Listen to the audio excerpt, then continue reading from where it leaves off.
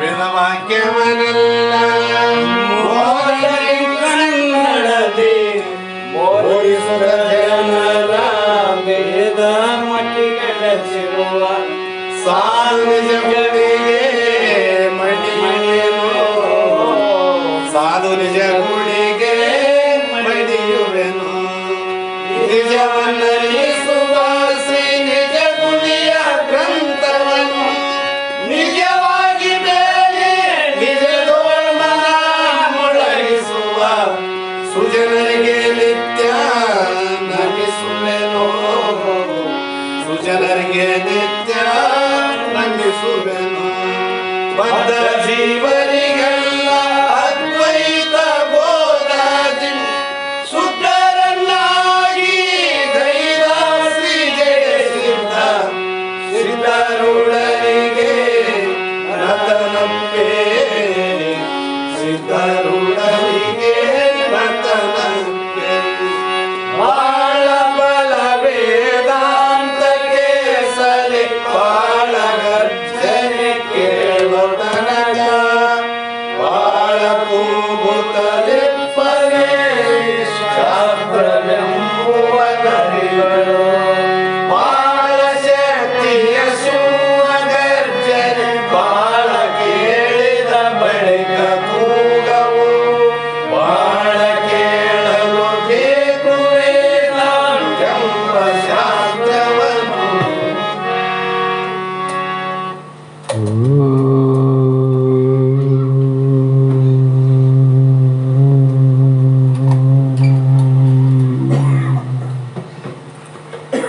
अनंत जन्म संप्राप्त कर्म बंध विदायिनी आत्मा ज्ञान प्रदानेन तस्मै श्री गुरुवे नमः। जगदादि जगद्गुरु अद्वैत सार्वभौम ಭಕ್ತರ ಮುಕ್ತರ ಕಲ್ಪವೃಕ್ಷ ಕಾಮಧೇನು ಸದ್ಗುರು ಸಿದ್ಧಾರೂಢ ಮಹಾಸ್ವಾಮಿಗಳ ಶ್ರೀ ಪಾದ ಪದ್ಮಗಳಿಗೂ ಆರೂಢ ಜ್ಯೋತಿ ಸದ್ಗುರು ಶಿವಪುತ್ರ ಮಹಾಸ್ವಾಮಿಗಳ ಶ್ರೀ ಪಾದಗಳಿಗೂ ಶ್ರೋತ್ರಿಯ ಬ್ರಹ್ಮನಿಷ್ಠರು ಬ್ರಹ್ಮಲೀನರು ಸದ್ಗುರು ಬಸವಾನಂದರ ಚರಣ ಕಮಲಗಳಿಗೂ ಅನಂತ ದೀರ್ಘ ದಂಡ ಪ್ರಣಾಮಗಳನ್ನು ಸಮರ್ಪಿಸುತ್ತಾ ಸದ್ಗುರು ಸಿದ್ಧಲಿಂಗಪ್ಪ ತಾತ ಕಪ್ಪಗಲ್ ಇವರನ್ನು ಮನದೋಳು ಧ್ಯಾನಿಸುತ್ತ ತಮ್ಮೆಲ್ಲರಿಗೂ ವಂದಿಸುತ್ತ ಈ ದಿನ ಶ್ರೀಮದ್ ಭಗವದ್ಗೀತಾ ಎನ್ನುವ ಗ್ರಂಥದ 11ನೇ ಅಧ್ಯಾಯದ 12ನೆಯ ಸೂತ್ರ ಇಂದಿನ ಆಧಾರದ ವಿಷಯವಾಗಿದ್ದು, ಈ ಒಂದು ಸೂತ್ರದ ಹಿನ್ನೆಲೆಯಲ್ಲಿ ಧೃತರಾಷ್ಟ್ರನಿಗೆ ಸಂಜಯ ಕುರುಕ್ಷೇತ್ರ ಯುದ್ಧ ರಂಗದಲ್ಲಿ ನಡೆದಿರುವಂಥ ವಿಚಾರಗಳನ್ನು ಹೇಳ್ತಾ ಹೋದ. ಹಾಗೆ ಜಗತ್ತಿನಲ್ಲಿ ಆ ವಿಶ್ವರೂಪವನ್ನು ಅರ್ಜುನ ನೋಡಿದ ಅನ್ನುವಂಥ ವಿಚಾರವನ್ನು ನಿನ್ನೆ ದಿನ ನೀವು ಕೇಳಿವಿ. ಅದು ಪ್ರಕಾಶ ಹೇಗೆ ಕಂಡಿತು ಅರ್ಜುನಿಗೆಂದರೆ, ಅದು ನಮಗೆ ನಿಮಗೆ ತೋರುವಂಥ ಪ್ರಕಾಶ ಅಲ್ಲ, ಅದು ದಿವ್ಯವಾದ ಪ್ರಕಾಶ ಅಂದಾಗ ಈ ಮುಂದಿನ ಶ್ಲೋಕದಲ್ಲಿ ಮತ್ತೆ ವಿಚಾರವನ್ನು ಆಧಾರವಾಗಿಟ್ಟುಕೊಂಡು ದಿವಿ ಸೂರ್ಯ ಸಹಸ್ರಶ್ಯ ಭವೇತ್ ಯುಗಪತ್ ಉತ್ಥಿತ ಯದಿ ಭಾ ಸದೃಶಿ ಸಾ ಸ್ಯಾತ್ ಭಾಸಾ ತಸ್ಯ ಮಹಾತ್ಮಂ ಅಂತ ಆ ಪ್ರಕಾಶದ ಬಗ್ಗೆ ವರ್ಣನೆ ಮಾಡ್ತಾರೆ. ನೋಡು ಧೃತರಾಷ್ಟ್ರ, ಅರ್ಜುನ ನೋಡಿದಂಥ ಪ್ರಕಾಶ ಹೇಗಿತ್ತಂದ್ರೆ, ನಿನ್ನ ಸುತ್ತ ಮುತ್ತ ಒಳಗೂ ಹೊರಗೂ ವ್ಯಾಪಿಸಿದ ವಿಶ್ವರೂಪ ಭಗವಂತನ ಅಂಗಾಂಗಗಳಲ್ಲಿರುವ ಅದ್ಭುತ ಕಾಂತಿಯು ಬೆಳಕು ಹೇಗಿರುವುದೆಂಬುದನ್ನು ಕಣ್ಣಿನಿಂದ ಅದನ್ನು ನೋಡಲಾಗದು. ಅರ್ಜುನ ನೋಡಿದಂಥ ವಿಶ್ವರೂಪ ಭಗವಂತನ ಪ್ರಕಾಶ ಕಣ್ಣಿನಿಂದ ನೋಡಲಾಗದು. ಅಂಥದ್ದನ್ನು ಅರ್ಜುನ ಈಗ ನೋಡಿದ ಅಂತ. ನೋಡಲಿಕ್ಕೆ ಆಗೋದಿಲ್ಲ ಅಂತಿದೆ. ಮತ್ತು ಹೇಗೆ ನೋಡಿದ ಅಂದಾಗ, ಅದು ಕಣ್ಣಿನಿಂದ ನೋಡಲಾಗದಿದ್ದರೂ ಮನಸ್ಸಿನಿಂದ ಊಹಿಸಿ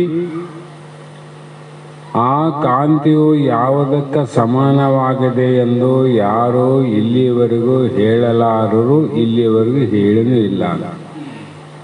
ಯಾಕಂದರೆ ಹೇತು ದೃಷ್ಟಾಂತ ವರ್ಜಿತಂ ಎನ್ನುವ ನ್ಯಾಯದಂತೆ ಅದಕ್ಕೆ ಸಮಾನವಾದಂಥ ಸರಿಯಾದಂಥ ದೃಷ್ಟಾಂತವನ್ನು ಕೊಟ್ಟು ಹೀಗೆ ಹಾಗೆ ಅಂತ ಹೇಳುವಕ್ಕೆ ಜಗತ್ತಿನಲ್ಲಿ ಯಾವ ದೃಷ್ಟಾಂತವೇ ಇಲ್ಲ. ಆದ್ದರಿಂದ ಅದಕ್ಕಿಂತ ಹೆಚ್ಚಿನ ಪ್ರಕಾಶ ಎಲ್ಲಿಂದ ಬರ್ತದ ಅಂದರೆ, ಅದಕ್ಕಿಂತ ಹೆಚ್ಚಿನ ಕಾಂತಿ ಪ್ರಕಾಶ ಅನ್ನುವಂಥದ್ದು ಇಲ್ಲವೇ ಇಲ್ಲ ಅಂತ ಅರ್ಥ ಆಯ್ತು. ಏನಾದರೂ ಇದ್ದು ನೋಡಿವಿ ಅಂದರೆ ಅದು ಕಂಡದ ಅಂತ ಹೇಳಿದ್ರೆ ಅದು ದಿವ್ಯವಾದ ಪ್ರಕಾಶ ಅಲ್ಲ ಅಂತ.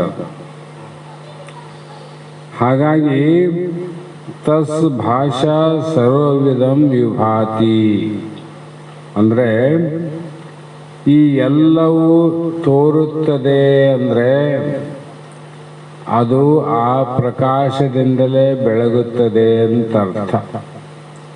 ಈ ಮಠದಲ್ಲಿ ಎಲ್ಲವೂ ಕಾಣ್ತದೆ ಅಂದರೆ ಅದಕ್ಕೊಂದು ಜ್ಯೋತಿಯೇ ಕಾರಣ ಅಂತ ಅರ್ಥ. ಅದರಂತೆ ಜಗತ್ತು ಕಾಣುತ್ತದೆ ಅಂದರೆ ಆ ದಿವ್ಯವಾದ ಪರಮಾತ್ಮನ ಪ್ರಕಾಶದಿಂದನೇ ವಿನಃ ಮತ್ತೊಂದು ಪ್ರಕಾಶ ಇಲ್ಲ. ಕಾರಣ ಅದನ್ನು ನೋಡ್ತಾ ನೋಡ್ತಾ ನೋಡ್ತಾ ಮನಸ್ಸಿನಲ್ಲಿ ಊಹಿಸಿಕೊಂಡಾಗ ಅದಕ್ಕೆ ಮತ್ತು ಅದನ್ನು ಬೆಳಗುವಂಥ ಇನ್ನೊಂದು ಬೆಳಕು ಏನಾದರೂ ಆದೇನು ಅಂದರೆ ಜಗತ್ತಿನಲ್ಲಿ ಯಾವುದಿಲ್ಲ. ಅದಕ್ಕೆ ಆತ್ಮನಿಗೆ ಪರಮಾತ್ಮನಿಗೆ ಸ್ವಯಂ ಪ್ರಕಾಶಮಿದಂ. ಅವನಲ್ಲಿ ಹೇಗಿದೆ ಪ್ರಕಾಶ ಅಂದರೆ ಸ್ವಂತ ಅಂತ, ಸ್ವಪ್ರಕಾಶ. ಹಾಗಾಗಿ ಅದನ್ನು ಮನಸ್ಸಿನಿಂದ ಒಳಬಕ್ಕು ಬುದ್ಧಿಯಿಂದ ನೋಡಿದಾಗ ಮನಸ್ಸನ್ನು ಬೆಳಗುವುದು ಅದೇ ಪ್ರಕಾಶ, ನಮ್ಮ ಬುದ್ಧಿಯನ್ನು ಬೆಳಗುವುದು ಅದೇ ಪ್ರಕಾಶ. ಅದನ್ನು ಕಣ್ಣಿನಿಂದ ನೋಡುತ್ತೇವೆ ಎಂದರೆ ಅದನ್ನು ಕಣ್ಣು ಬೆಳಗುತ್ತದೆ ಎಂದು ಅರ್ಥವಾಗುತ್ತದೆ. ಸೂರ್ಯನನ್ನು ನಾವು ನೋಡ್ತೀವಿ ಅಂತ ಅಂದರೆ ಸೂರ್ಯ ನಮ್ಮ ಕಣ್ಣುಗಳಲ್ಲಿ ಪ್ರಕಾಶ ರೂಪವಾಗಿದ್ದದಕ್ಕೆ ಸೂರ್ಯನ ನೋಡ್ತೀವಿ. ಕಣ್ಣಿನಲ್ಲಿದ್ದ ಪ್ರಕಾಶ ಯಾರು? ಸೂರ್ಯನಲ್ಲ. ಮತ್ತು ಯಾರ ಪ್ರಕಾಶದಿಂದ ಸೂರ್ಯನ ನೋಡಿದ್ವಿ? ಸೂರ್ಯನ ಪ್ರಕಾಶದಿಂದನೇ ಸೂರ್ಯನನ್ನು ನೋಡಿದಂತೆ ನಿನ್ನ ಪ್ರಕಾಶದಿಂದನೇ ನಿನ್ನನ್ನು ನೋಡಬೇಕು. ಅನ್ಯ ವಸ್ತುಗಳಿಂದ ನೋಡುವಂಥ ವಸ್ತು ಇದೆಯಲ್ಲ. ಯಾಕಂದರೆ ವಸ್ತುಗಳನ್ನು ಬೆಳಗುವುದು ಬೆಳಕು, ಪರವಸ್ತುವನ್ನು ಬೆಳಗುವುದು ಆ ದಿವ್ಯವಾದ ಬೆಳಕು ಅಂತ. ಅದರಿಂದ ನೋಡ್ಬೇಕು ನಾವು, ಬೇರೆ ಸಾಧನೆಗಳು ಬೇಕಾಗಿಲ್ಲ. ಆದ್ದರಿಂದ ಅದು ಸ್ವಯಂ ಪ್ರಕಾಶ ಆದುದರಿಂದ ತದ್ಭಿನ್ನವಾದ ಯಾವ ಪದಾರ್ಥಗಳು ಅದನ್ನು ಬೆಳಗಲಾರವು. ಅಂಥ ಭಾನು ಕೋಟಿ ಪ್ರಕಾಶ ಅಂದರು. ಒಬ್ಬ ಸೂರ್ಯನ ಪ್ರಕಾಶಕ್ಕೆ ಜಗತ್ತು ಈ 1 ತಿಂಗಳಲ್ಲಿ ಅಲ್ಲಾಡೋಗ್ಯದ. ಆಸಕ್ಕೆ ಆ ಉಷ್ಣಕ್ಕೆ ಅಲಗಾಡೋಗ್ಯದ ಜಗತ್ತು. ಇಂಥ ಒಬ್ಬ ಸೂರ್ಯಗೆ ಇಷ್ಟಾದಾಗ ಕೋಟಿ ಸೂರ್ಯರು ಬೆಳಕು ಬಿದ್ದಿತ್ತು ನಮ್ಮ ಮೇಲೆ ಅಂದರೆ ಗತಿ ಏನಾತಿತ್ತು. ಅದಕ್ಕೆ ಇಂಥ ಕೋಟಿ ಸೂರ್ಯ ಪ್ರಕಾಶದಿಂದಲೂ ಕೂಡ ಆ ಸ್ವಯಂ ಪ್ರಕಾಶವನ್ನು ಬೆಳಗಲಿಕ್ಕೆ ಸಾಧ್ಯ ಇಲ್ಲ. ಸ್ವಯಂ ಪ್ರಕಾಶದಿಂದನೇ ಕೋಟಿ ಸೂರ್ಯರಿಗೆ ಪ್ರಕಾಶದ ಬೆಳಕು ಬಂದದ. ಕೋಟಿ ಸೂರ್ಯನಿಂದ ಬಂದದ್ದು. ಹಾಗಾಗಿ ಭಿನ್ನವಾದ ಪದಾರ್ಥಗಳು ಯಾವುೂ ಇಲ್ಲ. ಅದು ತನ್ನ ಬೆಳಕಿನಲ್ಲಿ ತಾನು ಬೆಳಗಿ ತನ್ನಲ್ಲಿ ಕಲ್ಪಿತವಾದ ಎಲ್ಲವನ್ನೂ ಬೆಳಗಬಲ್ಲದು. ಅದೇನು ಮಾಡ್ತದ, ತನ್ನಲ್ಲಿ ತಾನು ಬೆಳಗಿ ತನ್ನಲ್ಲಿ ಕಲ್ಪಿತವಾದ ಎಲ್ಲವನ್ನು ಬೆಳಗುವಂಥ ಶಕ್ತಿಯಾದ ಯಾವುದರಲ್ಲಿ ಆ ಅರ್ಜುನ ಈ ಕ್ಷಣದಲ್ಲಿ ನೋಡಿದಂಥ ದಿವ್ಯ ಪ್ರಕಾಶದಲ್ಲಿ ಭಾಳ ಚಂದ ವರ್ಣನೆ ಮಾಡಿ ಹೇಳ್ತಾನ ಸಂಜಯ ಧೃತರಾಷ್ಟ್ರನಿಗೆ. ಹಾಗಾಗಿ ಕಲ್ಪಿತವಾದ ಪದಾರ್ಥಗಳು ಯಾವುವು? ತನ್ನಲ್ಲೇ ತಾನು ಅಕಲ್ಪಿತವಾಗಿದ್ದು ನಾನು ಅಕಲ್ಪಿತ ಅಂತ ನಿರ್ಣಯ ನಿಶ್ಚಯವನ್ನು ಮಾಡಿ ತನ್ನಲ್ಲಿ ಕಲ್ಪಿತವಾದ ವಸ್ತುಗಳನ್ನು ನೋಡುವುದು ಆತ್ಮ. ಆತ್ಮ ನಮ್ಮ ಒಳಗೆ ಇದ್ದು ಅದಾದಂಥ ಯಾರನ್ನ ಹೇಳ್ಯಾರ ತನಗೆ ಅನುಭವ ಆಗಿದೆ, ನಾನು ಇದ್ದೀನಿ ಅಂತ.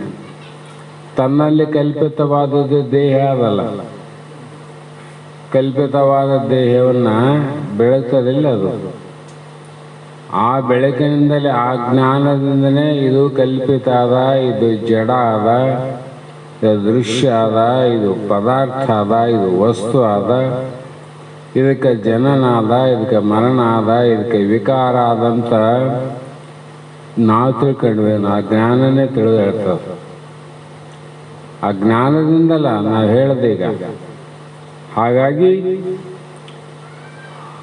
ಇಲ್ಲಿ ಹೀಗಿದ್ದರೂ ಪ್ರಸಂಗವು ಬಂದರೆ ಕೆಳಗಿನಂತೆ ಹೇಳಬೇಕಾಗುತ್ತದೆ. ಒಂದೊಂದು ಪ್ರಸಂಗದಲ್ಲಿ ಆಡಿ ತೋರಿಸಿದ ತಪ್ಪನ್ನು ಭಗವಂತನು ಕ್ಷಮಿಸಲಿ. ಮಹಾಪ್ರಳಯದಲ್ಲಿ ಏಕತ್ರವಾಗುವ 12 ಆದಿತ್ಯರಾಗಲಿ ಅಥವಾ ಸಹಸ್ರಾರು ಸೂರ್ಯರು ಒಂದೇ ಸಾರಿ ಉದಯವಾದರೂ ವಿಶ್ವನಾಥ ಭಗವಂತನ ಬೆಳಕಿನ ಮಹಿಮೆಗೆ ಸಮಾನವಾಗಲಾರದು. ಇಷ್ಟೆಲ್ಲ ಒಮ್ಮೆಲೆ ಅಂದರು.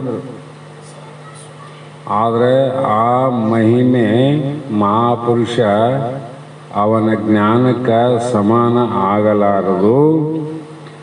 ಮತ್ತು ಆ ವಿಶ್ವನಾಥ ಭಗವಂತನ ಅಂಗದ ತೇಜಸ್ಸಿನ ಮುಂದೆ ಇವೆಲ್ಲವೂ ಅತ್ಯ ಅಲ್ಪವೇ. ಆ ತೇಜೋ ರಾಶಿಯನ್ನು ಅಳತೆ ಮಾಡುವ ತೇಜಸ್ಸು ಮತ್ತೆ ಎಲ್ಲಿ ದೊರೆಯಲಾರದು. ಎಲ್ಲವನ್ನ ಅಳತೆ ಮಾಡಿ ಸಮುದ್ರವನ್ನ ಅಳತೆ ಮಾಡಬಹುದು, ಕಷ್ಟ ಬಹುದು. ನದಿಯನ್ನು ಅಳತೆ ಮಾಡಕ್ಕಂತೂ ಎಲ್ಲರಿಗೂ ಗೊತ್ತಿದೆ. ಭೂಮಿಯನ್ನು ಅಳತೆ ಮಾಡಬಹುದು, ಮಾಡ್ತೀವಿಲ್ಲ. ಆದರೆ ಆಕಾಶವನ್ನು ಅಳತೆ ಮಾಡ್ಯಾರ ಯಾರನ್ನ? ಆಕಾಶ ಇಷ್ಟೇ ಆದ ಅಂತ ಇವತ್ತಿಗೂ ಅಳತೆ ಮಾಡಿಲ್ಲ, ಅಳತೆ ಮಾಡೋಕ್ಕೆ ಬರೋದಿಲ್ಲ ಅಂತ. ಯಾಕಂದರೆ ಅಳತೆಗೆ ಮೀರಿದ್ದು ಆಕಾಶ. ಇಂಥ ಆಕಾಶಕ್ಕೆ ಅಳತೆ ಮಾಡೋಕ್ಕಾಗಲ್ಲ ಅಂದರೆ ಆತ್ಮನಿಗೆ ಅಳತೆ ಹೆಂಗೆ ಮಾಡ್ತೀರಿ ನೀವು? ಅಳತೆ ಇಲ್ಲ, ಯಾಕಂದ್ರೆ ಅದು ಮಿತಿ ಇಲ್ಲ ಅಂತ. ಹಾಗಾಗಿ ನಾವು ಅಳತೆ ಮಾಡುವ ತೇಜಸ್ಸು ಮತ್ತೆಲ್ಲಿಯೂ ಇಲ್ಲ. ಆ ಒಂದು ರೀತಿ ನೇತಿ ಮಾರ್ಗವನ್ನು ಹಿಡಿದು, ಅಂದರೆ ಕಳೆಯಬಹುದಾಗುವನ್ನ ಕಳೆದ ನಂತರ ನಿಷೇಧ ಭಾವಾಧಿಭೂತವಾದ ವಸ್ತುವನ್ನು ತೋರಿಸಬಹುದು. ಇದು ಹೇಗೆ ತಿಳ್ಕೋಬೇಕು ಅಂದರೆ ನೇತಿ ಶಾಸ್ತ್ರದಿಂದನೇ. ಈ ಬೆಳಕು ನಿಂದಲ್ಲ, ಈ ಬೆಳಕು ನಿಂದಲ್ಲ, ಈ ಬೆಳಕು ನಿಂದಲ್ಲ. ಮತ್ತು ಇದು ಯಾರ ಬೆಳಕು ಅಂತ ಹೇಳಲಿಕ್ಕೆ ಬಾರದೆ ಇದ್ದಾಗೂ ಯಾವುದು ಬೆಳಗುತ್ತದೆಯೋ ಅದು ನಿನ್ನ ಬೆಳಕು. ಬೆಳಕಂದ್ರೆ ಜ್ಞಾನ ಅಂತ ಅರ್ಥ. ಹಾಗಾಗಿ ಭಗವಂತನ ಅನುಗ್ರಹದಿಂದ ನನಗೆ ಆ ಶಕ್ತಿಯು ದೊರೆತಿದ್ದರಿಂದ ನಾನದನ್ನು ನೋಡಿಕೊಂಡೆನು ಎಂದು ಅರ್ಜುನ ಹೇಳುವುದನ್ನು ಸಂಜಯ ಧೃತರಾಷ್ಟ್ರನಿಗೆ ಈಗ ಹೇಳಿದ. ಇಂಥದ್ದನ್ನು ಯಾರ ಅನುಗ್ರಹದಿಂದ? ಭಗವಂತನ ಅನುಗ್ರಹದಿಂದ, ಸದ್ಗುರುವಿನ ಅನುಗ್ರಹದಿಂದ ಇದು ಪ್ರಾಪ್ತಿಯಾಯಿತು. ಅದನ್ನು ನಾನು ನೋಡಿದೆ ಅಂತ ಹೇಳಿದ ಮಾತನ್ನು ಹೇಳಿದರು. ಮುಂದೆ ಸೂತ್ರದಲ್ಲಿ ತತ್ರ ಏಕಸ್ಥಂ ಜಗತ್ ಕೃಚ್ಛಂ ಪ್ರವಿಭಕ್ತಂ ಅನೇಕಧಾ ಅಪಶ್ಯತ ದೇವದೇವಸ್ಯ ಶರೀರೇ ಪಾಂಡವ ತಥಾನ್. ಅಂದರೆ ಹೇ ಪಾಂಡು ಪುತ್ರನಾದ ಅರ್ಜುನ, ಆ ಸಮಯದಲ್ಲಿ ಅನೇಕ ಪ್ರಕಾರಗಳಿಂದ ವಿಭಕ್ತವಾಗಿರುವ, ಅರ್ಥಾತ್ ಬೇರೆ ಬೇರೆಯಾಗಿರುವ ಸಮಸ್ತ ಜಗತ್ತನ್ನು ಆ ದೇವಾದಿ ದೇವನಾದ ಶ್ರೀಕೃಷ್ಣನ ಶರೀರದಲ್ಲಿ ಒಂದೇ ಕಡೆಯಲ್ಲಿ ಇರುವುದನ್ನು ನಾನು ನೋಡಿದನು ಅಂತ ಅರ್ಜುನ ಕಂಡದ್ದನ್ನು ಕೃಷ್ಣನ ಮುಂದೆ ಹೇಳಕತ್ತೇನ ನೋಡು ಅಂತ ಧೃತರಾಷ್ಟ್ರನಿಗೆ ಸಂಜೆ ಹೇಳಕತ್ತೇನ. ಏನಂದರೆ ಇಲ್ಲಿ ಉತ್ತಮ ಜಿಜ್ಞಾಸುವಾದ ಅರ್ಜುನನು, ಉತ್ತಮ ಜಿಜ್ಞಾಸು ಬೇರೆ, ಮಧ್ಯಮ ಜಿಜ್ಞಾಸು ಬೇರೆ, ಕನಿಷ್ಠ ಜಿಜ್ಞಾಸು ಬೇರೆ. ಆ ಉತ್ತಮ ಜಿಜ್ಞಾಸುವಾದ ಅರ್ಜುನನಿಗೆ ತನ್ನ ಗುರುಗಳಾದ ಶ್ರೀಕೃಷ್ಣನಿಂದ ಆ ಒಂದು ದಿವ್ಯ ನೇತ್ರ ಅಂತ ಹೇಳಿವಲ್ಲ, ಜ್ಞಾನ ನೇತ್ರ, ದಿವ್ಯ ನೇತ್ರ, ಅಲ್ಲಿ ಸಮದೃಷ್ಟಿ, ದೃಷ್ಟಿ, ದಿವ್ಯ ದೃಷ್ಟಿ ಅಂತ ಮೊನ್ನೆ ಹೋಗ್ಯಾವ. ಆ ಜ್ಞಾನ ನೇತ್ರವು ಪ್ರಾಪ್ತಿಯಾದ ಮೇಲೆ ಶ್ರೀಕೃಷ್ಣನ ಯಥಾರ್ಥ ಸ್ವರೂಪವನ್ನು ನಾನು ದರ್ಶನ ಮಾಡಿಕೊಂಡೆ ಅಂತ ಪ್ರಾರಂಭವನ್ನು ಮಾಡಿ, ಹೇಗೆ ದರ್ಶನ ಮಾಡಿಕೊಂಡನು ಅಂತಂದರೆ, ಶ್ರೀಕೃಷ್ಣನು ದೇವನು, ದೇವತೆಗಳೆಲ್ಲ ದೇವರು. ದೇವನ ಲಕ್ಷಣವೇನು ಅಂದರೆ, ಯಾವನು ಸೃಷ್ಟಿಯಲ್ಲಿರುವ ಅಹಂ ಭಾವವನ್ನು ತ್ಯಜಿಸಿ ಸಮಷ್ಟಿ ಸ್ವರೂಪವಾಗಿರುವನು, ಯಾವನ ಅಂತಃಕರಣ ವಿಶಾಲವಾಗಿದೆಯೋ ಮತ್ತು ಸಮಷ್ಟಿ ಭಾವದಿಂದ ವಿಭಕ್ತವಾಗಿರುವುದು ಮತ್ತು ವಸ್ತುವಿನ ಸ್ವರೂಪವನ್ನು ಇದ್ದಕ್ಕಿದ್ದಂತೆ ತಿಳಿಯಬಲ್ಲದು, ಯಾವನ ಅಂತಃಕರಣದಲ್ಲಿ ಭ್ರಮ, ಪ್ರಮಾದ, ಕರ್ಣಪಾಠವ ಮತ್ತು ವಿಪ್ರಲಿಪ ದೋಷಗಳು ನಿವೃತ್ತಿಯಾಗಿರುವವು, ಯಾವನ ದೇಹ, ಇಂದ್ರಿಯ, ಅಂತಃಕರಣಗಳು ಅನರತವಾಗಿ ಕೆಲಸ ಮಾಡುತ್ತಿದ್ದರೂ ತನ್ನ ನಿಜ ಸ್ವರೂಪದಿಂದ ಜಾರುವುದಿಲ್ಲವೋ, ಅವನು ಯಾರೇ ಆಗಿರಲಿ ಅವನೇ ದೇವನೆಂದು ಹೇಳಿಸಿಕೊಳ್ಳುವನು. ದೇವಂತ ಯಾರಿಗೆ ಹೇಳ್ತಾರಂದರೆ, ಇಷ್ಟೆಲ್ಲ ನಡೆದರೂ ಕೂಡ ಅವೆಲ್ಲ ಅವುಗಳ ಜೊತೆ ತಾನು ನಡೆಯದೆ ಎಲ್ಲ ನಡೀತಾವಲ್ಲ ಜಗತ್ತಿನಲ್ಲಿ. ಹುಟ್ಟು ಸಾವು ನಡೀತಾವ, ನಿಯಮ. ವಿಕಾರಗಳು ನಡೀತಾವ, ನಿಯಮ. ಇಂದ್ರಿಯಾದಿಗಳು ಜಾರ್ದವ, ಅದು ನಿಯಮ. ಇಷ್ಟೆಲ್ಲ ಕಾರ್ಯ ನಡೆದರೂ ಕೂಡ ತಾನು ಅವುಗಳಲ್ಲಿ ಜಾರದೆ, ಅವುಗಳಲ್ಲಿ ಕೂಡದೆ, ಅವುಗಳ ಸಂಬಂಧ ಇಲ್ಲದೆ ಸಾಕ್ಷಿಯಾಗಿ ಬೇರೆ ಯಾರು ಇರುವರೋ ಅವರೇ ದೇವರ ದೇವರು, ಅವರೇ ದೇವರು. ಹಾಗಾಗಿ ಇಲ್ಲಿ ಇಂಥವನೇ ತನ್ನ ಸಹಜವಾದ ದೇವತ್ವವನ್ನು ಕಂಡುಕೊಂಡು ದೇವನಾಗಿ ಇದ್ದು ದೇವನಾಗಿ ಹೋಗುತ್ತಾನೆ. ಅವನು ಹೆಂಗೆ ತಿಳ್ಕೊಂಡನ ಹಂಗೇ ನಡಿತಾನ, ಹೆಂಗ ನಡೆದಾನ ಹಂಗೆ ಹೋಗ್ತಾನ. ತಿಳ್ಕೊಳ್ಳೋದು ಒಂದು, ನಡೆಯೋದು ಒಂದು, ಅದ್ರಂಗೆ ಇರೋದು ಇನ್ನೊಂದಾದರೆ ಅದು ದೆವ್ವದ ಕೆಲಸವೇನು ದೇವರ ಕೆಲಸ ಅಲ್ಲ ಅಂತ. ದೆವ್ವ ಮಾಡ್ತಾವ ನೋಡವು ಕೆಲಸ. ಹಾಗಾಗಿ ಇಲ್ಲಿ ಯಾಕೆ ಒತ್ತಿ ಹೇಳ್ತಾರಂದ್ರೆ, ತಮ್ಮ ದೇವತಾ ಜನ್ಮವನ್ನು ಸಫಲ ಮಾಡಿಕೊಂಡು ದೇವತೆಗಳು ಸಹ ಇಂಥ ಮಹಾಪುರುಷನ ದರ್ಶನ ಮಾಡಿಕೊಂಡು ಅವರು ತಮ್ಮ ಜನ್ಮವನ್ನು ಕೂಡ ಸಾರ್ಥಕ ಮಾಡಿಕೊಳ್ಳುವರು ಅಂದರು. ನಾವು ನರಜನ್ಮದವರಷ್ಟೇ ಜನ್ಮವನ್ನು ಸಾರ್ಥಕ ಮಾಡಿಕೊಳ್ಳೋದಲ್ಲ, ಅಂಥ ದೇವನಾದ ಮಹಾಪುರುಷನ ದರ್ಶನಕ್ಕಾಗಿ ದೇವಾದ ದೇವತೆಗಳು ಕಾಯ್ತಾ ಇದ್ದಾರೆ. ಅಂಥವರು ಕೂಡ ಅಂಥಪ್ಪ ಮಹಾಪುರುಷನ ದರ್ಶನವನ್ನು ಮಾಡಿಕೊಂಡು ತಮ್ಮ ದೇವತ್ವ ಜನ್ಮವನ್ನು ಸಾರ್ಥಕ ಮಾಡಿಕೊಡ್ತಾರೆ. ಅವರು ಅದಾಗಲ್ಲ ಅಂದರೆ ಅವರಿಗೂ ಕೂಡ ನಿರರ್ಥಕ. ಬರೀ ಮನುಷ್ಯನಿಗೆ ಅಷ್ಟೇ ನಿರರ್ಥಕ ಅಲ್ಲ, ಅವ್ರಿಗೆ ದೇವತ್ವ ಶರೀರ ಅದ, ನಮಗೆ ಮಾನವತ್ವ ಶರೀರ ಅಷ್ಟೇ ವ್ಯತ್ಯಾಸ. ಆದರೆ ಅವರಿಗೂ ಕೂಡ ಈ ಬಂಧನ ಏನದ ಮನುಷ್ಯರಿಗೂ ಬಿಟ್ಟಿದ್ದಲ್ಲ, ದೇವತೆಗಳು ಬಿಟ್ಟಿದ್ದಲ್ಲ. ಆ ಕಾರಣದಿಂದ ಅರ್ಜುನನು ತನ್ನ ದೇವನಾದ ವಿಶ್ವನಾಥ ಪ್ರಭುವನ್ನು ಒಂದೇ ದೇಹದಲ್ಲಿ ನೋಡಿಕೊಂಡನು. ಅರ್ಜುನ ಏನು ಮಾಡದ, ಶ್ರೀಕೃಷ್ಣ ಭಗವಂತನ ದೇಹದ ಒಂದು ಭಾಗದಲ್ಲಿ ನೋಡಿದಂಥವನು. ಒಂದೇ ಭಾಗದಲ್ಲಿ ವಿರಾಟ ಸ್ವರೂಪ, ವಿಶ್ವ ಸ್ವರೂಪ ಅಂದರೆ ಸಾಮಾನ್ಯ ಅಲ್ಲ. ವಿಶ್ವ ಸಣ್ಣದಾದೇನಿದು, ಒಂದು ತಾಯಿ ಗರ್ಭದಲ್ಲಿ ಅದು ಶಿಶುರೂಪವಾಗಿ ಅದು ಹೊಟ್ಟೆಯಲ್ಲಿ ಬೆಳೆದು ಹೊರಗೆ ಬರೋದೇ ಭಾಳ ಕಷ್ಟ. ಇಂಥ ಒಬ್ಬ 8 ಅಥವಾ ಪ್ರಾಯದ ದೇಹ ಗರ್ಭದಲ್ಲಿ ಇದ್ದು ಬರಕ್ಕೆ ಸಾಧ್ಯ ಅದೇನು ಇಲ್ಲ. ಅಂದಾಗ ಕೃಷ್ಣ ಭಗವಂತನ ದೇಹದಲ್ಲಿ ವಿಶ್ವರೂಪವೇ ಕಂಡೆ ಅಂತ ಅರ್ಜುನ ಹೇಳ್ತಾನೆ ನೋಡ್ರಿ. ಹಾಗಾಗಿ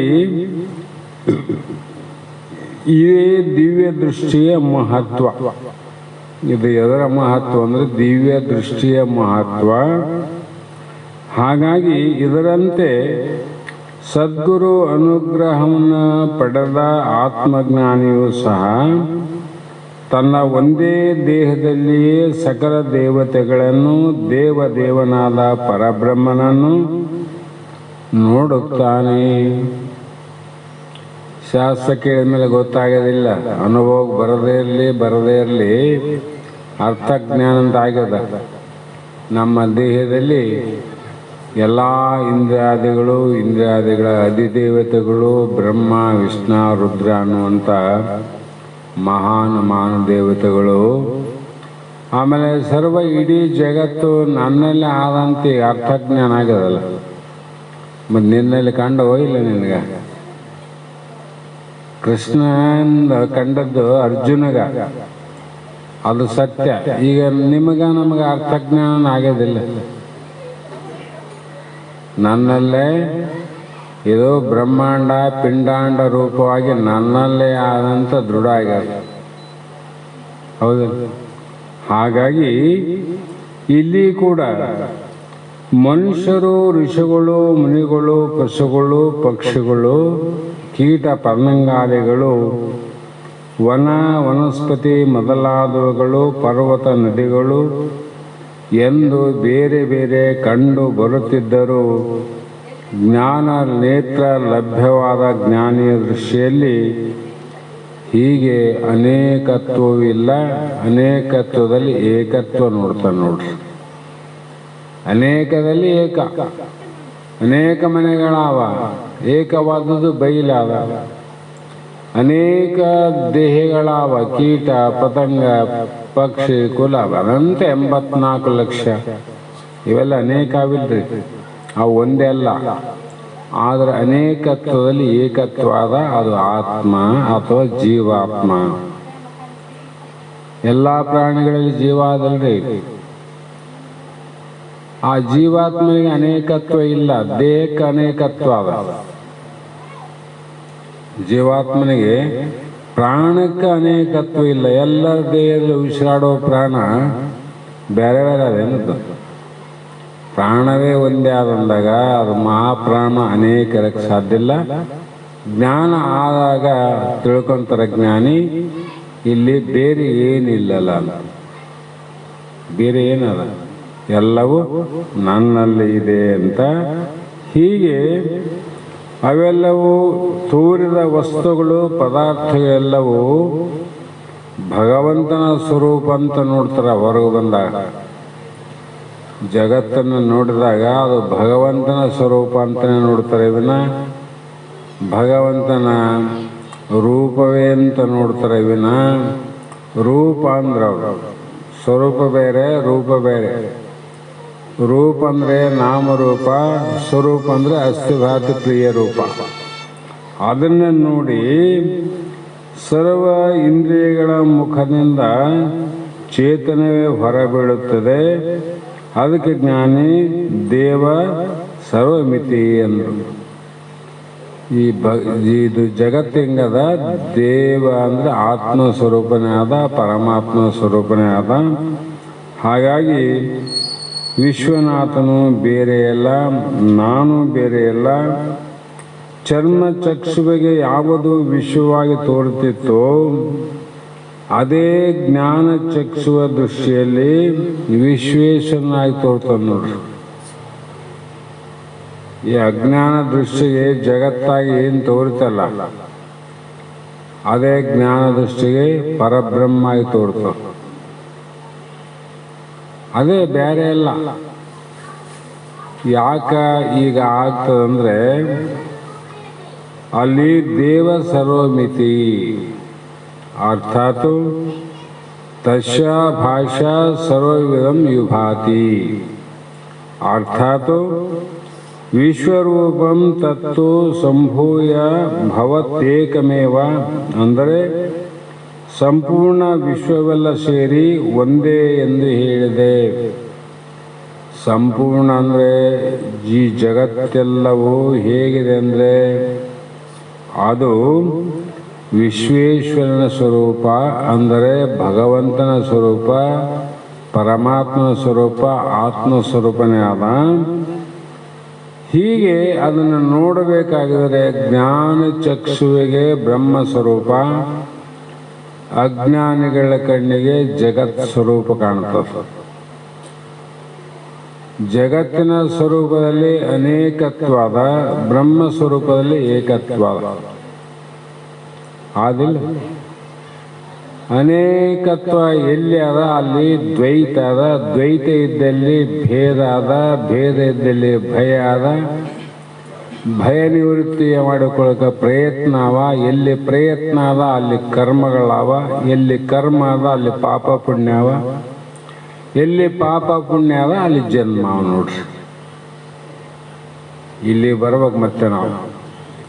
ಹಾಗಾಗಿ ಒಬ್ಬ ಸ್ತ್ರೀ ಆ ಒಂದು ಸಾಮಾನ್ಯ ದೃಷ್ಟಿಯಲ್ಲಿ ನೋಡಿದಾಗ ಕಾಮಕನ ದೃಷ್ಟಿಯಲ್ಲಿ ಆಕೆ ವೇಶ್ಯೆಯಾಗಿ ಕಾಣಬಹುದು. ಒಬ್ಬ ಸ್ತ್ರೀ ಮತ್ತು ಮತ್ತೊಬ್ಬನ ದೃಷ್ಟಿಯಲ್ಲಿ ಆಕೆ ತಾಯಿಯ ಸಮಾನವಾಗಿ ಕಾಣ್ತಾಳೆ, ಮತ್ತೊಬ್ಬನ ದೃಷ್ಟಿಯಲ್ಲಿ ದೇವತೆ ಸ್ವಭಾವ ಕಾಣ್ತದೆ, ದೇವತಾ ಭಾವ. ಕಾಮಕನ ದೃಷ್ಟಿಯಲ್ಲಿ ಅದೇ ಸ್ತ್ರೀ, ಹೌದಿಲ್ಲ? ಮತ್ತು ಮಗನ ದೃಷ್ಟಿಯಲ್ಲಿ ತಾಯಿನೂ ಅದೇ ಸ್ತ್ರೀ, ದೇವತಾ ದೃಷ್ಟಿಯಲ್ಲಿ ತೋರಿದು ಅದೇ ಸ್ತ್ರೀನೇ. ಒಬ್ಬ ಸ್ತ್ರೀ ಮೂರು ಪ್ರಕಾರ ತೋರ್ಲಿಕ್ಕೆ ಸಾಧ್ಯ ಅದೇನು ಅಂದರೆ ಆದ. ಅದಕ್ಕೆ ಹೇಳಿದ್ದೆಲ್ಲ, ದೃಶ್ಯಗಳು ಬೇರೆ, ಅದಕ್ಕೆ ಸಮದೃಶ್ಯಗಳು ಬೇರೆ, ದಿವ್ಯ ದೃಷ್ಟಿ ಬೇರೆ. ದೃಷ್ಟಿಯಿಂದ ನೋಡಿದ ಅವನಿಗೆ ಕಾಮಕರಾಗಿ ಕಂಡು, ಸಮದೃಷ್ಟಿ ನೋಡಿದ ನಮ್ಮ ತಾಯಿ ಇದ್ದಂಗೆ ಈಕೆನೋ ಅಂತ ನೋಡಿದ, ದಿವ್ಯ ದೃಷ್ಟಿ ನೋಡಿದಾಗ ಅದು ದೇವತ್ವ ಸ್ವರೂಪ ಕಂಡ ನೋಡು. ಅದರಂತೆ ಅರ್ಜುನ ಕೂಡ ಈಗ ನೋಡಿದ ದೃಷ್ಟಿ ಯಾವುದಂದರೆ, ಆ ಶ್ರೀಕೃಷ್ಣ ಭಗವಂತನ ಅನುಗ್ರಹದಿಂದ ಏನು ಪರಮಾತ್ಮ ಅರ್ಜುನನಿಗೆ ವಿಶ್ವರೂಪ ವಿರಾಟ ರೂಪವನ್ನು ಸಾಮಾನ್ಯ ದೃಷ್ಟಿಯಿಂದ ನೋಡಿದರೆ ಇದು ತೋರೋದಲ್ಲ, ತೋರಿದರೂ ಕೂಡ ನಿನಗೆ ತಡ್ಕೊಳ್ಳೋಕ್ಕಾಗೋದಿಲ್ಲ. ಅದಕ್ಕೆ ವಿಶೇಷವಾದ ಜ್ಞಾನ ದೃಷ್ಟಿ ಅನುಗ್ರಹದಿಂದ ಈಗ ಭಗವಂತನ ನೋಡಿದಾಗ ಭಗವಂತನ ಒಡಲೊಳಗೆದ್ದು ಒಡಲಿಂಗೆ ಆಧಾರವಾಗಿ ಒಡಲ ಸೋಂಕದ ಇರುವ ಪರಿಯ ನೋಡ. ಮಹಾತ್ಮರು ಹೇಳಿಲ್ಲ, ಅದು ಹೇಗಿದೆ ಅಂದರೆ, ಮನೆಯೊಳಗೆ ಎದ್ದು ಮನೆಗೆ ಆಧಾರವಾಗಿ ಮನೆಗೆ ಸೋಂಕದ ಇರುವ ಬೈಲೇನಾದ. ಆ ದೃಷ್ಟಾಂತ ಕೊಡ್ತಾರೆ, ಇದು ತಿಳಿದರೆ ದೃಷ್ಟಾಂತ ಅರ್ಥ ಆಗ್ತದೆ. ಮನೆಯೊಳಗಿನ ಬೈಲಾದಲ್ಲ, ಈ ಬೈಲೇ ಮನೆ ಕಟ್ಟಲಿಕ್ಕೆ ಆಧಾರ. ಈ ಬೈಲಿದ್ದಿಲ್ಲ, ಗುಡ್ಡ ಇತ್ತಂದರೆ ಮನೆ ಹೆಂಗೆ ಕಟ್ತಾರೆ? ಬೈಲಾದ ಆ ಬೈಲೆ ಮನೆಗೆ ಆಧಾರವಾಯಿತು ಹುಟ್ಲಿಕ್ಕೆ. ಅಷ್ಟೇ ಇಲ್ಲ, ಮನೆಯೊಳಗಿದ್ದು ಮನೆಗೆ ಆಧಾರವಾಗಿ ಮನೆ ಸೋಂಕದ. ಈ ಮನೆ ಬಹಳ ದಿನ ಆಯಿತು ಬಿದ್ದೋಯ್ತು ಅಂದರೆ ಅದ್ರ ಜೊತೆಗೆ ಬೈಲು ಬೀಳ್ತದೇನು? ಬೆಳಂಗಿಲ್ಲ. ಅದು ಬಿದ್ದದ್ದು ಯಾವುದು? ಅಧಿಷ್ಠಾನ. ಅಧಿಷ್ಠಾನ ಆಧಾರವಾದಲ್ಲಿ ಆಶ್ರಯ ಪಡೆದಂಥ ಗೋಡೆ ಬಿತ್ತು ವಿನಃ ಆಶ್ರಯಕ್ಕೆ ನಾಶ ಆದ, ಅಧಿಷ್ಠಾನಕ್ಕೆ ಅವಿನಾಶಿ ನಾಶ ಇಲ್ಲ. ಅದರಂತೆ ಇಲ್ಲಿಯೂ ಕೂಡ ಆ ಜ್ಞಾನ ದೃಷ್ಟಿಯನ್ನು ನೋಡಿದಾಗ ಅಲ್ಲಿ ಏನಾಯಿತು ಅಂದರೆ, ಇದಕ್ಕೆ ಯಾವುದೇ ಒಂದು ದೃಷ್ಟಾಂತವನ್ನು ಕೊಟ್ಟು ಹೀಗೆ ಇದೆ ಅಂತ ಹೇಳಲಿಕ್ಕೆ ಬರಲಾರ್ದನ್ನ ಆ ಅರ್ಜುನ ಕಂಡ ಅಂತ ಅಲ್ಲಿ ಸಂಜೆಯ ಧೃತರಾಷ್ಟ್ರಗೆ ಹೇಳಿಕಾಂತ ಹೊಂಟನ. ಮುಂದೆ ಸಂಜೆಯನ್ನು ವಿಶ್ವ ರೂಪ ದರ್ಶನದ ಪ್ರಭಾವವನ್ನು ಅರ್ಜುನನ ಮೇಲೆ ಯಾವ ರೀತಿ ಆಯಿತು, ಅದರಿಂದ ಏನು ಪರಿಣಾಮ ಆಯಿತು ಅರ್ಜುನಿಗೆ? ನಾವು ಸೂರ್ಯನನ್ನು ನೋಡಲಿಕ್ಕೆ ಕಷ್ಟ. ಈ ಸೂರ್ಯನನ್ನು ಹಿಂಗೆ ನೋಡಿ ಕಣ್ಣು ಮುಚ್ಚುತ್ತೀವಿ, ಒಂದು 2-3 ನಿಮಿಷ ಅದೇ ಕಣ್ಣು ತೆರೆದು ನೋಡ್ಲಿಕ್ಕೆ ಆಗೋದಿಲ್ಲ. ಯಾಕಂದ್ರೆ ಅದ್ರ ತೇಜಸ್ಸು ಅಷ್ಟು ಸ್ವರೂಪ ಇರ್ತದೆ. ಹಾಗಾಗಿ ಇಲ್ಲಿ ಕೂಡ ಮುಂದೆ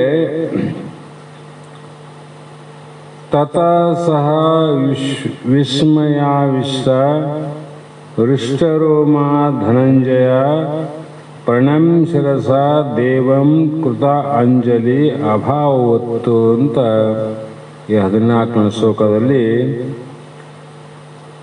ಅನಂತರ ಆ ಅರ್ಜುನ ಆ ರೂಪವನ್ನು ನೋಡಿ ಆಶ್ಚರ್ಯಭರಿತನಾಗಿ ಮೈ ರೋಮಾಂಚನ ಆಗ್ತಾವ. ನಮಗೆ ಸ್ವಲ್ಪ ಆನಂದ ಆದಾಗ ರೋಮಗಳು ಹಿಂಗೆ ಮೇಲೆ ಹೇಳ್ತಾವ. ಈ ಆನಂದಕ್ಕಿಂತ ವಿಶೇಷವಾದ ಆನಂದ ಸಂದರ್ಭ ಬಂದಾಗ ರೋಮಾಂಚನ ಆಗ್ತದೆ. ಅಂಥ ವಿಶ್ವರೂಪ ವಿರಾಟ ರೂಪ ಭಗವಂತನನ್ನು ನೋಡಿದ ಅರ್ಜುನಿಗೆ ಬಹಳ ಆಶ್ಚರ್ಯವಾಗಿ ಮತ್ತು ಬಹಳ ಹರ್ಷದಿಂದ ರೋಮಾಂಚನಗೊಂಡು ಅಲ್ಲಿ 8 ಪ್ರಕಾರ ರೋಮಾಂಚನ ಆಗ್ತವಂತ ಬರೆದಾರ. ಕಂಠ ಗದ್ಗದ ಆಗ್ತದ, ರೋಮ ನಿವೃತ್ತವ, ಇನ್ನೂ ಅನೇಕ ಬರೆದಾರ ಶಾಸ್ತ್ರದಲ್ಲಿ. ಆ ಅರ್ಜುನನು ವಿಶ್ವರೂಪಿ ಪರಮಾತ್ಮನಿಗೆ ಏನು ಮಾಡೋದು ನೋಡಿದ ಮೇಲೆ ಅಂದರೆ ಶ್ರದ್ಧಾ ಭಕ್ತಿ ಸಹಿತ, ಶ್ರದ್ಧಾ ಭಕ್ತಿ ಸಹಿತ 3 ಶಬ್ದವನ್ನು ಉಪಯೋಗ ಮಾಡ್ಯಾರ. ಶ್ರದ್ಧಾ ಅಂದ್ರೇನು? ವಿಶ್ವಾಸ, ನಂಬಿಕೆ ಅಂತ ಅರ್ಥ. ಅದು ಹೇಗಿರಬೇಕು ನಂಬಿಕೆ ಅಂದರೆ ಭಕ್ತಿ ಸಹಿತವಾಗಿ ವಿಶ್ವಾಸ ಇರಬೇಕು. ಭಕ್ತಿ ಇಲ್ಲದ ವಿಶ್ವಾಸ ಅದಕ್ಕೆ ಅಂಧಶ್ರದ್ಧೆ ಅಂತ, ಕುರುಡ ನಂಬಿಕೆ ಅಷ್ಟೆ. ಏನೋ ನಾವಿಷ್ಟು ಕೇಳಿವಿ, ನಾವಿಷ್ಟು ಕೇಳ್ತೀವಿ, ನಾವು ಇಂಥ ಶಿಷ್ಯರು, ನಮಗಿಂಥ ಗುರುಗಳು, ಇಷ್ಟು ವೇದಾಂತವನ್ನು ನಾವು ಕ್ರಮವತ್ತವಾಗಿ ನಾವು ಕೇಳಿವಿ ಅಂತ ವಿಶ್ವಾಸ ಆದರೆ ಅನ್ನೋದಕ್ಕಿಂತ ಭಕ್ತಿಯಿಂದ ಕೂಡಿದ ವಿಶ್ವಾಸ ಬೇಕು. ಏನು ಭಕ್ತಿ ಬೇಕು ಅಂದರೆ ಗುರು ವಾಕ್ಯ, ಪರಮಾತ್ಮನ ವಾಕ್ಯ ಅಂತ ವಿಶ್ವಾಸ ಬರಬೇಕು. ಬಹಳ ಮಂದಿ ಗುರುಗಳು, ಋಷಿಗಳು, ಶರಣರು ಅಲ್ಲಿಂದ ಇಲ್ಲಿವರೆಗೆ ಹೇಳಿಕೆ ಅಂತ ಬಂದಾರೆ. ಇದು ಪರಂಪರೆ, ಶಾಸ್ತ್ರ. ಯಾರ ವಾಕ್ಯವನ್ನು ಹೇಳ್ತಾ ಬಂದರು? ಪರಮಾತ್ಮನ ವಾಕ್ಯ ಅಲ್ಲ. ಅಂದರೆ ಅಂಧಶ್ರದ್ಧೆ, ಇವ್ರು ಹೇಳ್ಯಾರ ಬಿಡಪ್ಪ ಅದೇನು ದೊಡ್ಡೋದಂತ ಆ ಕಡೆ ಹೋಗಿ ಮರೆತರೆ ಇದು ಭಕ್ತಿಯಿಂದ ಇಟ್ಟಂಥ ವಿಶ್ವಾಸ ಅಲ್ಲ. ಹಾಗಾಗಿ ಇಲ್ಲಿ ಮಹಾತ್ಮರು ಏನು ಹೇಳ್ತಾರೆ ಅಂದರೆ, ಶಾಸ್ತ್ರಗಳಲ್ಲಿ ಭಕ್ತನಿಗೆ ತನ್ನ ಇಷ್ಟ ದೇವತೆಯ ದರ್ಶನವಾದರೆ, ನೋಡ್ರಿ, ಭಕ್ತನಿಗೆ ತನಗೆ ಇಷ್ಟ ದೇವತ ಪ್ರಸನ್ನವಾದರೆ, ದರ್ಶನವಾದರೆ ಎಷ್ಟೋ ಆನಂದ ಆಗ್ತದೆ. ದೇವತಾ ದರ್ಶನ, ದೇವರ ದರ್ಶನ ಅಷ್ಟು ಆನಂದ ಆಗ್ತದೆ ಮನಸ್ಸಿಗೆ, ಇಲ್ಲಂತಲ್ಲ. ಶಾಸ್ತ್ರ ದೃಷ್ಟಿಯಿಂದ ನೋಡಿವಿ ಇಲ್ಲಿವರೆಗೂ ದೇವತೆಗಳು ಅಂದ್ರೆ ಯಾರು, ದೇವರು ಅಂದ್ರೆ ಯಾರು, ದೇವನಂದ್ರೆ ಯಾರು ಅಂತ ತಿಳ್ಕೊಂಡಿವಿ. ಒಬ್ಬ ದೇವತೆಗೆ ದೇವರಿಗೆ ದರ್ಶನವಾದರೆ ಅಷ್ಟು ಸಂತೋಷ ಆಗ್ತಂದ್ರೆ, ಒಬ್ಬ ಮುಮುಕ್ಷುವಿಗೆ ಭಕ್ತಿ ಭಾವದಿಂದ ಜ್ಞಾನ ದೃಷ್ಟಿಯಿಂದ ತನ್ನ ಸ್ವರೂಪ ಸಾಕ್ಷಾತ್ಕಾರವಾದರೆ ಅವನಿಗೆ ಎಷ್ಟು ಆನಂದ ಆಗ್ಬೋದು, ಎಷ್ಟು ಆಶ್ಚರ್ಯ ಆಗ್ಬೋದು. ದೇವತೆಗಳು ಬೇರೆ ಅನಂತ ಭಕ್ತಿ ಇದ್ದವನಿಗೆ ಆ ದೇವತೆ ಪ್ರಸನ್ನವಾದರೆ ಅಷ್ಟು ಆನಂದ ಆಗ್ತದೆ, ಅವತ್ತು ಶಾಂತಿನೇ ಆಗ್ತದೆ. ಆ ದೇವತೆಗಳಿಗೆ ಒಡೆಯನಾದ ದೇವ ಯಾರ ಅವರೇ ನಾನಂತೂ ನಿನಗೆ ಅನುಭವ ಆದಾಗ ನಿನಗೆ ಎಷ್ಟು ರೋಮಾಂಚನ ಆಗ್ಬೋದು, ಎಷ್ಟು ಆಶ್ಚರ್ಯ ಆಗ್ಬೋದು. ಹಾಗಾಗಿ ಅವನಲ್ಲಿ ಇದ್ದಕ್ಕಿದ್ದಂಗೆ 8 ಅಂತ ಹೇಳಿದ್ನಲ್ಲ ಮೊದಲೇ, ಅವು ಸಾತ್ವಿಕ ಗುಣದ ಲಕ್ಷಣಗಳು. ಮೂರ್ಛೆ ಹೋದಂಗಾಗೋದು, ಕೂದಲು ನಿಗರೋದು, ಗದ್ಗದ ಕಂಟಾಗುವುದು, ಕಣ್ಣಲ್ಲಿ ಆನಂದ ಬಾಷ್ಪ ಬರೋದು, ಇವೆಲ್ಲ ಒಟ್ಟಿಗೆ ಅವನ ಉತ್ಪತ್ತಿ ಆಗ್ತಾವ. ಯಾಕಂದ್ರೆ ನೋಡಲಾರ್ದು ನೋಡಿದಂತ, ಯಾರು ನೋಡಲಿಕ್ಕೆ ಅಸಾಧ್ಯವಾದದನ್ನು ನಾನು ನೋಡಿ ಬಂದೆ, ನೋಡಿನಂದ್ರೆ ಎಷ್ಟು ಆನಂದ ಆಗ್ಬೋದು. ಅದೇ ರೀತಿ ಅರ್ಜುನನಿಗೆ ಆಗಿ ಸಾತ್ವಿಕ ಭಾವನೆಗಳು ನನ್ನಲ್ಲೇ ಉಂಟಾದವು ಅಂತ ಸಂಜಯನು ತನ್ನ ದೃಷ್ಟಿಯಿಂದ ನೋಡಿ ಇಲ್ಲಿ ಧೃತರಾಷ್ಟ್ರನಿಗೆ ಹೇಳಿದ. ನಾನು ಅವನಿಗೇನಾಗದ ಗೊತ್ತಿಲ್ಲ, ಎಷ್ಟಾಗದ ಆನಂದ ಗೊತ್ತಿಲ್ಲ, ನೋಡಿದ ವ್ಯಕ್ತಿಯಲ್ಲಿ 8 ಭಾವನೆಯಿಂದ ಏನು ರೋಮಾಂಚನ ನಡೆದವ ಅದನ್ನು ನಾನು ನೋಡಿ ನಿನಗೆ ಹೇಳಕತ್ತೀನಿ ಧೃತರಾಷ್ಟ್ರ ಅಂತ ಸಂಜೆ ಹೇಳಿ ನೋಡ್ರಿ. ಅವನ ಲಕ್ಷಣ ನೋಡೇ ನನಗೆ ಇಷ್ಟ ಆಗ್ಯದ, ಅವನಿಗೆ ಇಷ್ಟ ಆಗಿರ್ಬೋದು. ಹಾಗೆ ಇಲ್ಲಿ ಏನು ಅರಿವಾಯಿತು ಅರ್ಜುನಗ ಆ ಒಂದು ದಿವ್ಯ ಸ್ಮರಣೆಯಲ್ಲಿ, ಇದುವರೆಗೆ ನಾನು ಬೇರೆ, ಜಗತ್ತು ಬೇರೆ ಎಂದು ಅರ್ಜುನನ ಮನಸ್ಸಿನಲ್ಲಿದ್ದ ಭೇದ ಭಾವವು ಈಗ ನಾಶ ಆಯಿತು. ಮೊದಲೇದು 8ರಲ್ಲಿ ಮೊದಲೇದೇನಾಯಿತು, ಇದೆಲ್ಲ ಭೇದ ಬುದ್ಧಿ, ನಾನು ಬೇರೆ ಪರಮಾತ್ಮ ಬೇರೆ ಎಂಬುದು ಏನು ಮನಸ್ಸಿನಲ್ಲಿತ್ತು ಅದು ನಾಶವಾಯಿತು. ಯಾವಾಗ ಅದು ಪ್ರತ್ಯಕ್ಷ ಆ ಒಂದು ಸ್ವರೂಪವನ್ನು ನೋಡಿದಾಗ. ಯಾಕಂದರೆ ಎಲ್ಲರೂ ಶ್ರೀಕೃಷ್ಣನ ವಿರಾಟ ಸ್ವರೂಪ, ವಿಭೂತಿ ಸ್ವರೂಪ ಪ್ರಕಟ ಆದಾಗ ಎಲ್ಲ ಲೋಕಗಳು ಅವನ ಒಡಲಲ್ಲೇ ಕಾಣುವಂತ. ಅಂದರೆ ಎಷ್ಟಿರ್ಬೋದಂತ, ಅಂದರೆ ಅಲ್ಲೇ ತಾನಿದ್ದೇನೆ ಅಂತ ಅರ್ಥ ಆಗ್ತಲ್ಲ. ನಾನು ಕೃಷ್ಣನಿಗಿಂತ ಭಿನ್ನವಲ್ಲ. ಯಾಕೆ ಭಿನ್ನಲ್ಲ? ನಾನು ಬೇರೆ ಆಗಿದರೆ ಕೃಷ್ಣನಿಂದ ಬೇರೆ ತೋರಬೇಕಾಗಿತ್ತು, ಕೃಷ್ಣನಲ್ಲಿ ತೋರುವುದಾಗಿತ್ತು. ನಾನು ಅಲ್ಲಿ ನೋಡಿ ನನ್ನ ಅಂದರೆ ನಾನು ಅಲ್ಲೇ ಇದ್ದೀನಿ, ಬೇರೆ ಅಲ್ಲ ಅಂಥದ್ದೊಂದು. ಎರಡನೇದು, ಒಳಗಿನ ಇಂದ್ರಿಯಗಳಿದ್ದ ಅನಾತ್ಮನಾದ ಆಸಕ್ತಿಯು ನಾಶವಾಗಿ, ಇಲ್ಲಿವರೆಗೆ ಏನದ ನಮಗಂದರೆ ಇಂದ್ರಿಯಗಳಲ್ಲಿ ಇದ್ದ ಅನಾತ್ಮದ ಆಸಕ್ತಿ, ಅನಾತ್ಮದ ಮೇಲೆ ಪ್ರೇಮ ಬಾಳದಲ್ಲಿ ಇಲ್ಲಿವರೆಗೂ. ಅನಾತ್ಮ ಏನದ? ಈ ಜಗತ್ತು ಅನ್ನುವುದೇ ಅನಾತ್ಮ. ಒಂದು ಹೇಳೋದಕ್ಕಿಂತ ಇಡೀ ಜಗತ್ತೇ ಅನಾತ್ಮ. ಜಗತ್ತೇ ಅನಾತ್ಮ ಅಂದಮೇಲೆ ಜಗತ್ತಿನಲ್ಲಿ ತೋರುವಂಥ ವಸ್ತುಗಳು ಅನಾತ್ಮ. ಈ ವಸ್ತುಗಳನ್ನು ನೋಡುವಂಥ ನೇತ್ರದ ಇದು ಅನಾತ್ಮ. ಹೌದಿಲ್ಲ? ಮತ್ತು ಇವುಗಳಲ್ಲಿ ಆಸಕ್ತಿ ಏನದ? ಇವು ಸತ್ಯ ಅನ್ನುವಂಥ ಬುದ್ಧಿ ಅದಲ್ಲ, ಅದೇ ಆಸಕ್ತಿ. ಅದರ ಮೇಲಿರ್ತಕ್ಕಂಥ ಮೋಹವೇ ಆಸಕ್ತಿ. ಈ ಆಸಕ್ತಿಗೆ ಮೂಲ ಯಾರು? ಇಂದ್ರಿಯಾಣ ಮನೋನಾಥ.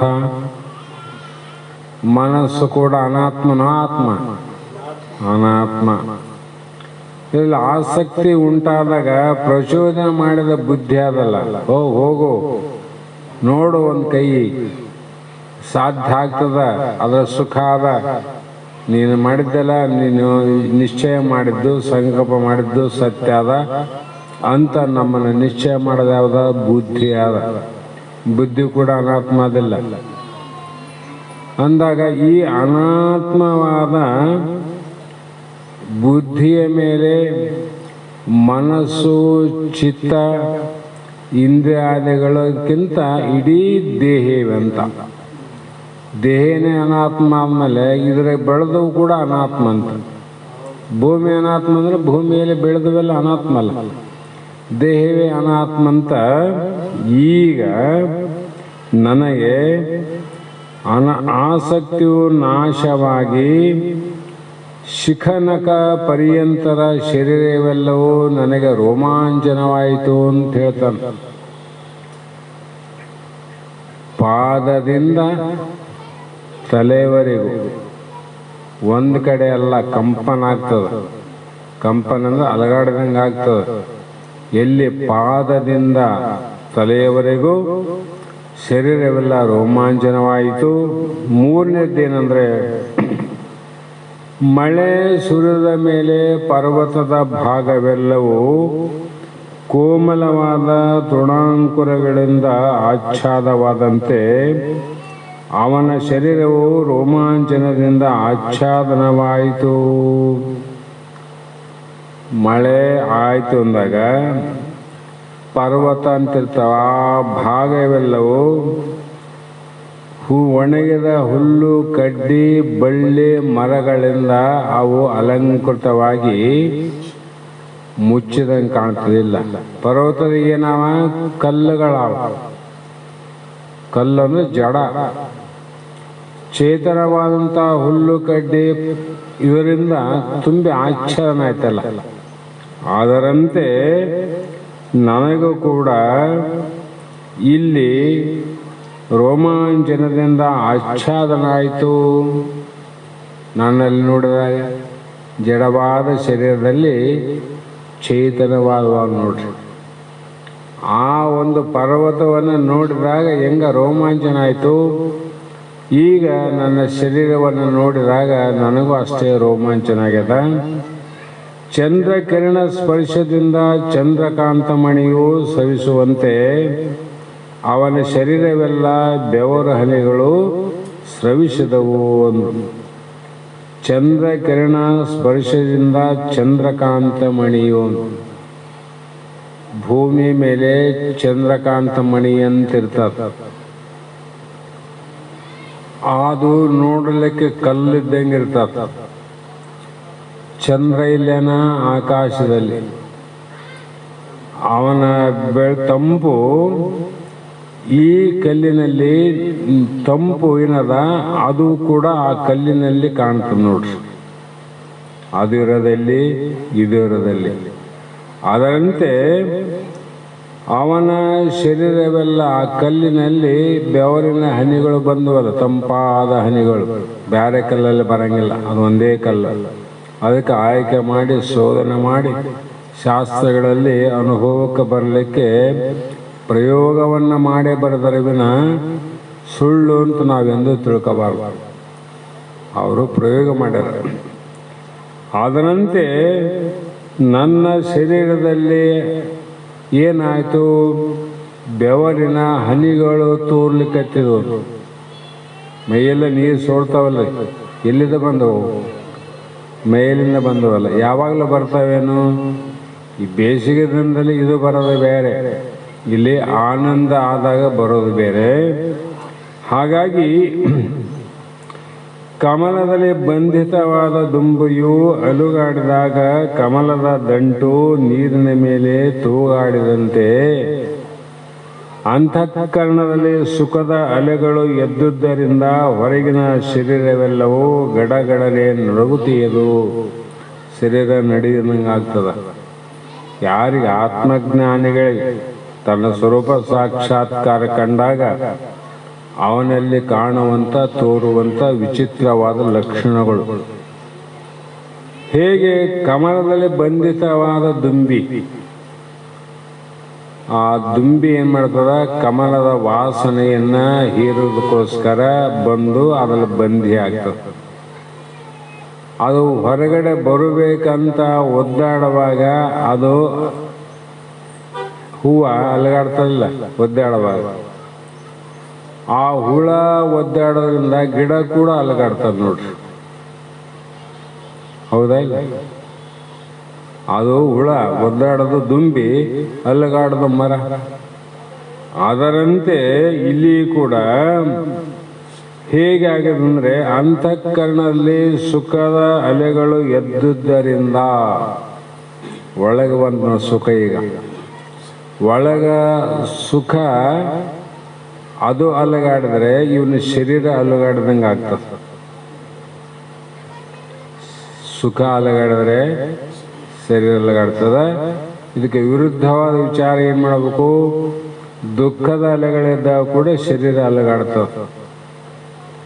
ದುಃಖದ ಅಲೆಗಳಿದ್ದಾಗ ಶರೀರ ಅಲಗಾಡೋದು ನಿಮಗೆ ಗೊತ್ತು, ನಮಗೆ ಗೊತ್ತು. ಏನಪ್ಪ ಮನುಷ್ಯ, ಯಾಕೆ ಹೆಂಗಾಗಿದ್ದಿ, ಏನು ಚಿಂತೆ ಮಾಡ್ತಿದ್ದಿ, ಎಷ್ಟು ಒಣಗಿ ಹೋಗಿದ್ದಿ, ಎಷ್ಟು ಸೊರಿಗೆ ಹೋಗಿದ್ದೆ ಅಂತ ಅವ್ರು ಕೇಳ್ತಾರಲ್ಲ. ಒಳಗ ದುಃಖ ಅವ್ರು ನೋಡಿಲ್ಲ, ಆದರೆ ಇದು ದುಃಖದ ಚಿಹ್ನೆಗಳೇ ಅಂತ ಗೊತ್ತಾಗಿ ಅವ್ರು ನಮ್ಮ ಪ್ರಶ್ನೆ ಮಾಡ್ತಾರೆ. ನಮ್ಮನ್ನೇ ಕಾಕರೆಯಲ್ಲಿ ನಮ್ಮ ಪಾರ್ವತಮ್ಮ ತಾಯಿಯವರು ದೇಹ ಬಿಟ್ಟಾಗ ನಾ ಊರಿಗೆ ಹೋಗಿದ್ದೆ.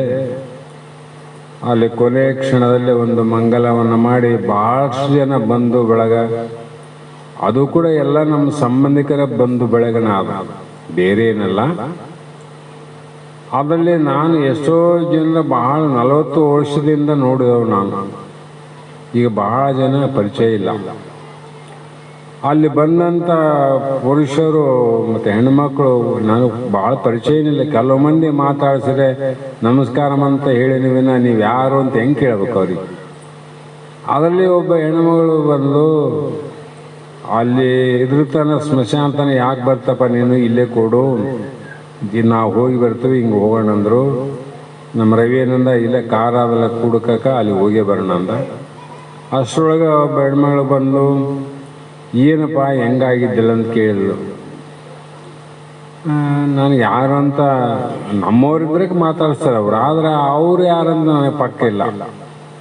ಎಷ್ಟು ಒಣಗಿದ್ದೆ, ಹೆಂಗಾಗಿದ್ದೆ, ಹೋದರೆ ಏನು ಬರ್ತಾರೇನಪ್ಪ ಚಿಂತೆ ಮಾಡಬೇಡ ಅಲ್ಲ. ಹೋದವರು ಬರಂಗಿಲ್ಲ, ಚಿಂತೆ ಮಾಡಬೇಡ ಅಲ್ಲ. ನಾನಂದೆ ಅಲ್ಲಮ್ಮ ಯಾರು ಹೋಗ್ಯಾರ ಯಾರು ಬಂದಾರ ಅಂತ ನಾನಂದೆ. ಯಾರು ಹೋಗ್ಯಾರ ಯಾರು ಬಂದಾರ ನನಗೇನು ಗೊತ್ತಾಗ್ಲಿಲ್ಲ ಮಂದೆ. ಆಯಮ್ಮ ಅಷ್ಟು ಹೇಳಿದ್ರಾಗ ಜನರಾಗ ಮುಂದಕ್ಕೆ ಹೋಗ್ಬಿಟ್ಲು. ಆಮೇಲೆ ವಿಚಾರ ಮಾಡಿದೆ, ಅವರು ಯಾವ ದೃಷ್ಟಿ ಅಂದರೆ ಮಗ ಸತ್ತನಲ್ಲ ಆ ಚಿಂತೆಗಾಗಿ ಈತ ಇಷ್ಟು ಸೊರೆಗೇನಂತ ಅವ್ರ ಲೆಕ್ಕ ಪಾಪ. ಯಾಕಂದ್ರೆ ನಮ್ಮ ಮೊದಲೇ ಹೇಳಿಲ್ಲ, ದೃಷ್ಟಿ ಬೇರೆ, ಸಮದೃಷ್ಟಿ ಬೇರೆ, ದಿವ್ಯ ದೃಷ್ಟಿ ಬೇರೆ. ಹಾಗಾಗಿ ಇಲ್ಲಿ ಕರ್ಪೂರದ ಉಂಡೆಗೆ ಉರಿಯುತ್ತಾಗಿದಾಗ ಅದರಲ್ಲಿ ಅಡಗಿದ್ದ ಕರ್ಪೂರ ಕಣಗಳು ಕರಗತಾವಿಲ್ಲ,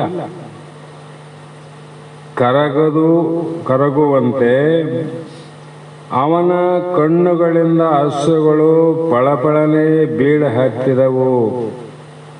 ಕರ್ಪೂರ ಕರಿಗೆ ಉದುರಿ ಬಿಡ್ತಾವ ನೋಡ್ರಿ, ಹಂಗಿರ್ತಾನೆ ಕರ್ಪೂರ, ಇರಂಗಿಲ್ಲ. ಅದರಂತೆ ಅವನ ಕಣ್ಣುಗಳಿಂದ ಅಶ್ರುಗಳು ಅಂದರೆ ಆನಂದ ಬಾಷ್ಪ ಅವನಿಗೆ ಗೊತ್ತಿಲ್ಲದೆ ಬರ್ತಾವಂತ. ಇದೆಲ್ಲಿ ಬರಕತ್ತದ ಅರ್ಜುನನಿಗೆ. ಮತ್ತೆ ಚಂದ್ರ ಉದಯ ಆಗಲೇ ತುಂಬಿದ ಸಮುದ್ರವು ಮತ್ತಷ್ಟು ಉಬ್ಬುವಂತೆ. ಚಂದ್ರನಿಗೆ ಬೆಳಕಿನಲ್ಲಿ ಸಮುದ್ರ ಉಕ್ಕೇರ್ತದ. ಅದರಂತೆ ಅವನು ಆನಂದ ತರಂಗಗಳಿಂದ ಮಾನಸಿಕವಾಗಿ ಉಬ್ಬಿ ಹೋಗುತ್ತಾನೆ. ಯಾಕ ಚಂದ್ರ ಅಂತ ಬೆಳೆದರೆ ಮನಸ್ಸಿಗೆ ಅಧಿದೇವತೆ ಚಂದ್ರ. ಅಲ್ಲೇನಾಗ್ತದ, ಇನ್ನಿಷ್ಟು ಆತನ ಶಕ್ತಿ ಬಲವರ್ಧನೆ ಆಗ್ತದ. ಹೀಗೆ ಇಲ್ಲಿಯವರೆಗೂ ತನ್ನ ಇಷ್ಟ ದೇವತೆಯ ವಿಷಯವಾಗಿ ಅಥವಾ ಸ್ವರೂಪದ ವಿಷಯವಾಗಿ ಇದ್ದಂಥ ಮೋಹವು ಅತ್ಯಂತ ನಷ್ಟವಾಯಿತು. ಏನು ನಷ್ಟ ಆಯ್ತ್ರಿ? ಮೋಹ ನಷ್ಟ ಆಗಬೇಕಾಗ್ಯದ. ನಾವು ಆತ್ಮ ದರ್ಶನ ಮಾಡಬೇಕಾದದ್ದು ಏನು ಇಲ್ಲ. ನಾವು ಮೋಹವನ್ನು ನಷ್ಟ ಮಾಡಿಕೊಳ್ಬೇಕಾಗ್ಯದ. ಅದನ್ನು ಪ್ರಾಪ್ತಿ ಮಾಡಿಕೊಳ್ಳಕ್ಕೆ ನೀನು ಯಾರಂತ, ನೀನೇ ಅದು ಇದ್ದಿ, ಆತ್ಮನೇ ನೀನಿದ್ದು ಯಾತಕ ಹರಿಯದ ಹೋದೆ ಭೂತ ಪಂಚಕ ದೇಹ ಮೆಚ್ಚಿ.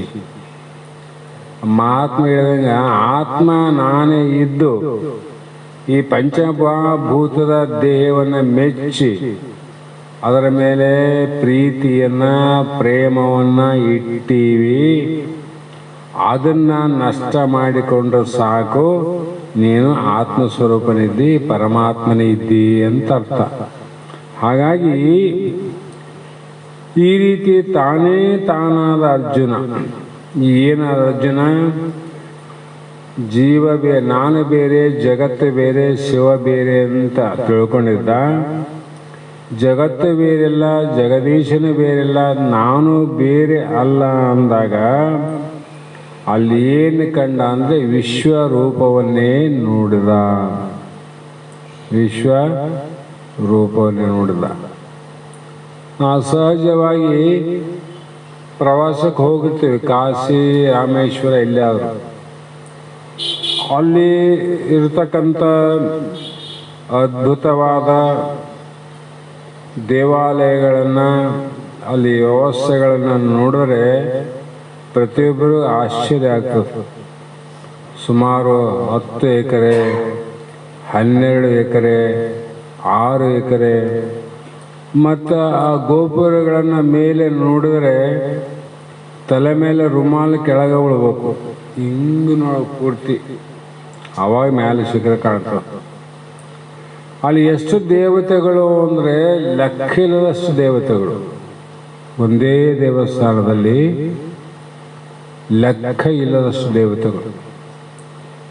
ನಾವು ಅಲ್ಲಿ ಹೋದಾಗ ಎಲ್ಲ ದೇವತೆಗಳನ್ನು ನೋಡಲಿಕ್ಕೆ ಆಗದಿದ್ದರೂ ಕೂಡ ನೀನು ಕಾಶಿಗೆ ಹೋಗಿ ಎಲ್ಲ ನೋಡಿದ್ದೇನೋ ಅಂತ ಕೇಳಿದಾಗ ಕಾಶಿ ನೋಡಿನಂತ ಹೇಳ್ಬಿಡ್ತು ನಾವು.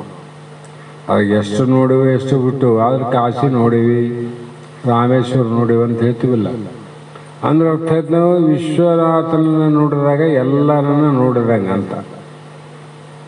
ಮಧುರೆ ಮೀನಾಕ್ಷಿ ನೋಡಿದಾಗ ಎಲ್ಲ ದೇವತೆಗಳನ್ನು ನೋಡಿದಂಗೆ ಕೂಡಿಸಿ ಹೇಳ್ತೀವಿಲ್ಲ, ಒಂದೊಂದು ನೋಡಿವಿ ಅಂತ ಹೇಳಂಗಿಲ್ಲ. ಅದಂತೆ ತನ್ನ ಸ್ವರೂಪವನ್ನು ತಾನು ನೋಡಿದಾಗ ತನ್ನಲ್ಲೇ ತ್ರೈಮೂರ್ತಿಗಳು ಬ್ರಹ್ಮ ವಿಷ್ಣು ರುದ್ರರು ತನ್ನಲ್ಲೇ, 33 ಕೋಟಿ ದೇವತೆಗಳು ತನ್ನಲ್ಲೇ, ಇಂದ್ರಿಯ ಅಧಿದೇವತೆಗಳು ತನ್ನಲ್ಲೇ, ಬ್ರಹ್ಮಾಂಡದಲ್ಲಿರುವಂಥ ಸೂರ್ಯ ಚಂದ್ರ ನಕ್ಷತ್ರಗಳು ತನ್ನಲ್ಲೇ, ಈ ಜಗದ್ರೂಪವಾಗಿ ತೋರುವಂಥ ಜಗತ್ತೇನದ ಆ ಜಗತ್ತು ಕೂಡ ತನ್ನಲ್ಲೇ. ದೊಡ್ಡ ಜಗತ್ತು ತನ್ನಲ್ಲಿ ಹೆಂಗೆ ತೋರ್ತದ್ರಿ? ಮತ್ತು ಸ್ವಪ್ನದಲ್ಲಿ ಕನಸು ಬಿದ್ದಾಗ ತಿರುಕನೂರುವ ಊರ ಮುಂದೆ ಕನಸು ಕಂಡನು ಅಂದಾಗ ಒಬ್ಬರಿಗೆ ಆನೆ ಕನಸು ಬೀಳ್ತದ. ಆನೆಯಷ್ಟು ದೊಡ್ಡವನು ನೀನು, ಮತ್ತು ಆನೆ ನಿನ್ನ ಪಿಂಡಾಂಡದಲ್ಲಿ ಉತ್ಪತ್ತಿ ಆಗೋದಿಲ್ಲ. ಅದರಂಗ ಜಗತ್ತು ಎಷ್ಟೇ ದೊಡ್ಡದಿದ್ರು ಕೂಡ ಅಂತಃಕರಣದಲ್ಲಿ ಉತ್ಪತ್ತಿ ಆಗುವಂಥ ಶಕ್ತಿ ಅದಕ್ಕೆ ದೊಡ್ಡ ದೊಡ್ಡ ಕನಸು ಬೀಳ್ತಾವ. ಎಲ್ಲಿ ಹುಟ್ಟ್ಯಾವು? ನಮ್ಮಲ್ಲಿ ಹುಟ್ಟ್ಯಾವಿಲ್ಲ. ಮತ್ತು ಅಷ್ಟು ದೊಡ್ಡವನಿದ್ದೆ ನೀನು ಇಲ್ಲ. ದೇಹ ಸಣ್ಣದು, ದೇಹಕ್ಕಿಂತ ಸೂಕ್ಷ್ಮ ಲಿಂಗತನವನ್ನಂತೂ ಭಾಳ ಸಣ್ಣದ, ಭಾಳ ಸಣ್ಣದಲ್ರಿ. ಅಂತ ಸೂಕ್ಷ್ಮ ಶರೀರದಲ್ಲಿ ಎಷ್ಟು ಚಿಕ್ಕದಾದ ಅಂದರೆ ಅಷ್ಟೇ ಚಿಕ್ಕದಾದ. ಅಂಥ ಚಿಕ್ಕದಾದ ಸ್ವಪ್ನದ ಸೂಕ್ಷ್ಮತನವು ಲಿಂಗ ದೇಹದಲ್ಲಿ ಇದು ಜಗತ್ತಿನ ಸ್ವಪ್ನ ತೋರ್ತಾವಂದ್ರೆ ಅದು ಎಷ್ಟು ದೊಡ್ಡದಿರ್ಬೋದು ಲಿಂಗತನ. ನಮಗೆ ಶಾಸ್ತ್ರ ಕೇಳಲಾರ್ದ ಭಾಳ ಚಿಕ್ಕದಾಗ್ಯದ.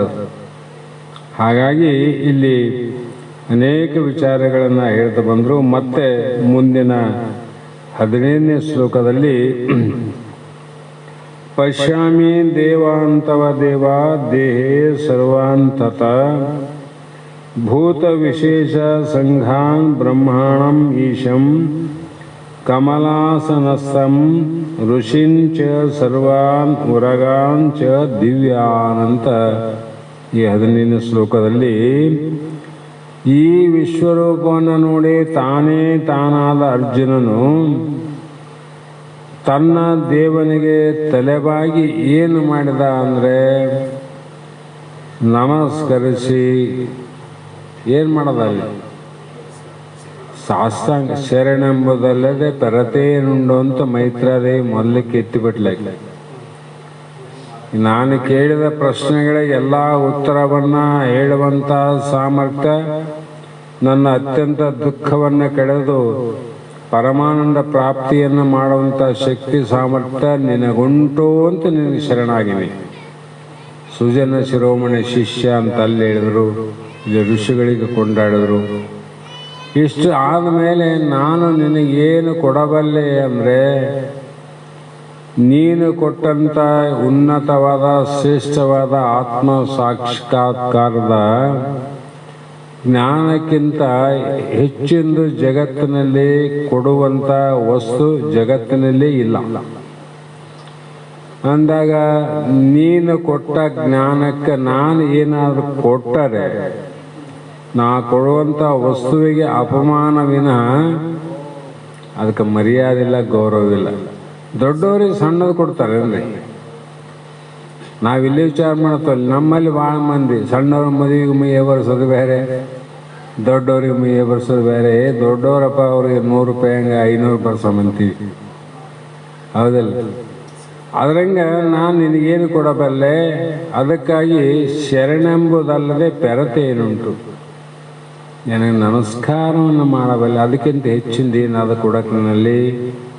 ಅಂದಂತೆ ಇಲ್ಲಿ ಅರ್ಜುನನು ಭಕ್ತಿಯಿಂದ ನಮಸ್ಕರಿಸಿ ಪಶ್ಯಾಂ ದೇವಾಂಸ್ತದೇವ ದೇಹೇ ಸರ್ವಾ ಅಸ್ತಂತ ಭೂತ ವಿಶೇಷ ಸಂಗಾನ್, ಅಂದರೆ ಹೇ ದೇವ, ನಾನು ತಮ್ಮ ಒಂದೇ ಶರೀರದಲ್ಲಿ ಸಂಪೂರ್ಣ ದೇವತೆಗಳನ್ನು ಹಾಗೂ ಪ್ರಾಣಿಗಳ ಸಮುದಾಯವನ್ನು, ಕಮಲ ಆಸನದ ಮೇಲೆ ಕುಳಿತಿರುವ ಚತುರ್ಮುಖ ಬ್ರಹ್ಮನನ್ನು, ಮಹಾದೇವನನ್ನು, ಅನೇಕ ವಿಧವಾದ ತಪಸ್ವಿಗಳನ್ನು, ಋಷಿಗಳನ್ನು, ಆ ಋಷಿ ಸಮುದಾಯವನ್ನು ಮತ್ತು ದಿವ್ಯ ಸರ್ಪಾದಿಗಳನ್ನು ಕೂಡ ನಾನು ನೋಡಿದೆ. ಎಲ್ಲಿ ಅಂದರೆ ನಿನ್ನ ಒಡಲಲ್ಲಿ. ಹೊರಗ ಇವೆಲ್ಲ ಒಂದೇ ಕಡೆ ನೋಡೋಕೆ ಸಿಗೋದಿಲ್ಲ. ಅಲ್ಲೊಂದಿದ್ರೆ ಇಲ್ಲಿ ರಾಮೇಶ್ವರ ಒಂದು ಕಡೆ ಅದ, ಕಾಶಿ ಒಂದು ಕಡೆ ಅದ. ಆದರೆ ನಿನ್ನಲ್ಲಿ ಎಲ್ಲ ನೋಡಿದೆ. ಹಾಗಾಗಿ ತನ್ನನ್ನೇ ತಾನು, ನಾನು ನಿನ್ನನ್ನು ನೋಡುವಾಗ ನನ್ನನ್ನು ನಾನು ಮರೆತಿದ್ದೆ. ಆಗ ನಮ್ಮನ್ನು ನಾವು ಮರೆತು ಮಾತನಾಡುವಾಗ ಆ ಮಾತುಗಳು ಯಾವುವು ಅಂದರೆ, ಆ ಮಾತುಗಳಿಗೆ ಶಾಸ್ತ್ರಗಳ ದೃಷ್ಟಿಯಿಂದ ವಿಚಾರ ಮಾಡಿದ್ರೆ ಅವಕ್ಕೆಲ್ಲ ಮಾಣಿಕ್ಯ ಅಂತ ಕರೆದು, ಅವು ಮಾತುಗಳಲ್ಲ. ಅವೇನು ಮಾತಾಡ್ತವ ಆ ಮಾತುಗಳು ಎಲ್ಲವೂ ವೇದವಾಕ್ಯ ಆಗಿ ನಡೀತವೆ ನೋಡ್ರಿ. ಆ ಸ್ಥಿತಿಯಲ್ಲಿ ಮಾತಾಡಬೇಕು. ಸುಮ್ಮನೆ ಬಾಯ ಸ್ಥಿತಿಯಲ್ಲಿ ಮಾತಾಡಿದ್ರೆ ಮಾತಾಗ್ತವ. ತಮ್ಮ ಸ್ವರೂಪ ಸ್ಥಿತಿಯಲ್ಲಿ ಆಡಿದ ಮಾತು ವಚನ ಆಗ್ತವ, ಅಮೃತ ಆಗ್ತವ. ಅದರಂತೆ ಹೇ ಪ್ರಭು, ನಾನು ನಿನಗೇನು ಹೇಳಬಲ್ಲೆ ಅಂದರೆ, ನಿನಗೆ ಜಯವಾಗಲಿ ಗುರುದೇವ, ಜಯತು ಜಯ, ಜಯವಾಗಲಿ ಗುರುದೇವ. ಶಿಷ್ಯನಿಗೆ ಅಂತ ಗುರುವಿಗೆ ಜಯ ಆಗಲಿ ಅಂತ ಆಶೀರ್ವಾದ ಮಾಡ್ತಾರೇನು ಅಂದರೆ ಇಲ್ಲ, ಅನುಕರಣೆ. ಅವನಿಗೆ ಏನು ಹೇಳಬೇಕಂತ ಗೊತ್ತಿಲ್ಲದಾಗ ಅವನೇನೋ ಮಾತಾಡ್ಬಿಟ್ಟ, ಗುರುವೇ ನಿನಗೆ ಜಯ ಆಗಲಂದ. ಕಾರಣ ಏನಂದರೆ, ನಿನ್ನ ಅನುಗ್ರಹ ಅತಿ ವಿಲಕ್ಷಣವಾದದ್ದು, ವರ್ಣಾತೀತವಾದದ್ದು. ನನ್ನಂಥ ಸಾಮಾನ್ಯ ಮನುಷ್ಯನಿಗೂ ಸಹ ಬ್ರಹ್ಮ ದರ್ಶನವನ್ನು ಮಾಡುವ ಸೌಭಾಗ್ಯವನ್ನು ಉಂಟು ಮಾಡಿತು.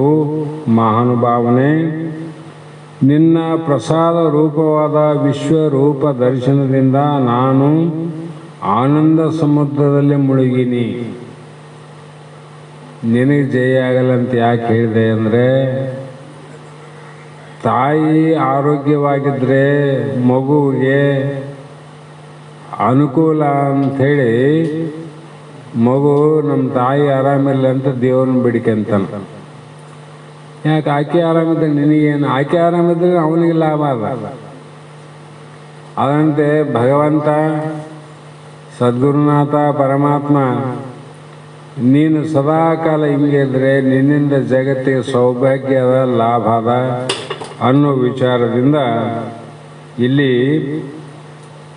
ಮಹಾತ್ಮರು ಅನೇಕ ಮಾತುಗಳನ್ನು ದೇವತೆಗಳು ಸಹ ತೂಗಾಡುವಂತೆ ಅನಂತ ರೀತಿಯ ಬ್ರಹ್ಮಾಂಡದಲ್ಲಿ ಏನೇನು ಕಾಣ್ತಾವ. ಕೆಲವರು ಹುತ್ತು ನೋಡೋ ಮಂದ್ಯಾರ, ಹುತ್ತಿನೊಳಗೆ ಸರ್ಪ ಅದಂತ ಗೊತ್ತಿರಂಗಿಲ್ಲ, ಸರ್ಪ ಅದಂತ ಗೊತ್ತಾಗಂಗಿಲ್ಲ. ಹುತ್ತಾದ ಹುತ್ತು ನೋಡ್ಯಾನ, ಇವನು ದೃಷ್ಟಿ ಒಳಗೆ ಹಾವಾದಂಥ ಸಮದೃಷ್ಟಿ ನೋಡು. ಹುತ್ತುನಾದ, ಹುತ್ತು ಆದ್ಮೇಲೆ ಅದರೊಳಗೆ ಒಂದು ಹಾವಾದ ಸಮದೃಷ್ಟಿ. ಅದನ್ನು ವಿಶೇಷವಾಗಿ ನೋಡಿದ್ರೆ ಅದೇ ದಿವ್ಯ ದೃಷ್ಟಿ. ಅದರಲ್ಲಿ ಇರುವಂಥ ಸರ್ಪ ನಾಮರೂಪದ ಕರ್ಮದೇಹ ಅದ. ಆ ಕರ್ಮವನ್ನು ಭೋಗಿಸಲಿಕ್ಕೆ ಪ್ರೇರಣೆ ಮಾಡುವಂಥ ಪರಮಾತ್ಮ ಅನಂತ ಹಾವಿನಲ್ಲಿಯೂ ಕೂಡ ಪರಮಾತ್ಮನ ನೋಡುವುದು ದಿವ್ಯ ದೃಷ್ಟಿ. ದಿವ್ಯ ದೃಷ್ಟಿ ಆಗುತ್ತಿಲ್ಲ, ಇದರಂಗೆ ಜಗತ್ತನ್ನು ನೋಡೋದು. ಹಾಗಾಗಿ ಇಲ್ಲಿ ಕೂಡ ಹಾವು ನೋಡು ಎಂಥದ್ದಾದ ಕಾಯಿ ಎಂಬ ಹುತ್ತಿನೋಳು ಬುಸುಗುಡುತ್ತದ ಅಂತ ಯಾರು ಹೇಳಿದ್ರೆ ಮಾತು? ಶರೀಫರು ಹೇಳಿರ್ಬೇಕು. ಸುಸನಾ ಶರೀಫರು ಹಾವು ನೋಡು ಎಂಥದ್ದಾದೋ ಕಾಯವೆಂಬ ಹುತ್ತಿನೋಳು ಬುಸುಗುಡುತ್ತದ. ಹೀಗೆ ಅನಂತ ರೀತಿ ಮಹಾತ್ಮರು ಅನೇಕ ವಿಧವಾಗಿ ಹೇಳಿ ಎಲ್ಲ ಪರಮಾತ್ಮನ ಅನುಗ್ರಹ, ನೀ ಮಾಡಿದ ಪುಣ್ಯದ ಅನುಗ್ರಹ, ಗುರುನಾಥನ ಅನುಗ್ರಹ ಇವು ಕೂಡಿದಾಗ ಮಾತ್ರ ಇಂಥ ದಿವ್ಯ ದೃಷ್ಟಿಯನ್ನು ಎಲ್ಲರೂ ನೋಡಲಿಕ್ಕೆ ಸಾಧ್ಯ ಇದೆ ಎನ್ನುವಂಥ ಮಾತನ್ನು ಅರ್ಜುನ ಭಗವಂತನನ್ನು ನಿಮಿತ್ತ ಮಾಡಿಕೊಂಡು ನಮಗೂ ನಿಮಗೂ ಹೇಳುವ ಪ್ರಯತ್ನವನ್ನು ಇಲ್ಲಿ ಗೀತಾ ಮುಖಾಂತರವಾಗಿ ಕುರುಡನಾದ ಅಜ್ಞಾನಿಯಾದ ಧೃತರಾಷ್ಟ್ರನಿಗೆ ಜ್ಞಾನಿಯಾದಂಥ ಸಂಜಯ, ಜಗತ್ತಿನ ಜಗದೀಶನ, ಜಗತ್ಕಾರಣ, ಜಗತ್ತಿಗೆ ಅಧಿಷ್ಠಾನ, ಜಗತ್ತಿನ ಆಧಾರ ಯಾವುದು ಅನ್ನುವುದನ್ನು ಉಪದೇಶ ಮುಖಾಂತರವಾಗಿ ಇಲ್ಲಿ ಹೇಳ್ತಾ ಬಂದರು. ಇಲ್ಲಿಗೆ ಸಮಯ ಆದ ಕಾರಣ ನಾಳೆ ದಿನ ಪುನಃ ವಿಚಾರ ಮಾಡೋಣ ಅನ್ನುವಂಥ ಮಾತನ್ನು ಹೇಳ್ತಾ ಇವತ್ತಿನ ಶಾಸ್ತ್ರದ ಪುಷ್ಪಗಳನ್ನು ಗುರುಪಾದಕ್ಕೆ ಸಮರ್ಪಿಸಿ ನಾವು ನೀವು ಧನ್ಯರಾಗೋಣ ಅನ್ನೋ ಮಾತನ್ನು ಹೇಳ್ತಾ ಮಂಗಲವನ್ನು ಪ್ರಾರಂಭ ಮಾಡಿರಿ.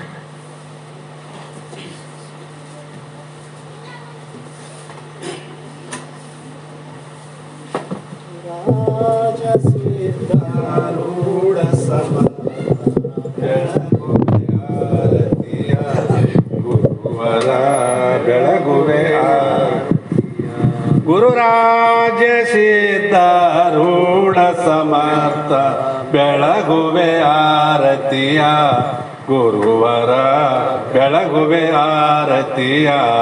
ಮೋಕ್ಷಾಪೇಕ್ಷೆಗೆ ತತ್ವ ಪದದಾರ್ಥವ ಬೋಧಿಸಿದೆ, ಗುರುವರಾರ್ಥವ ಬೋಧಿಸಿದೆ.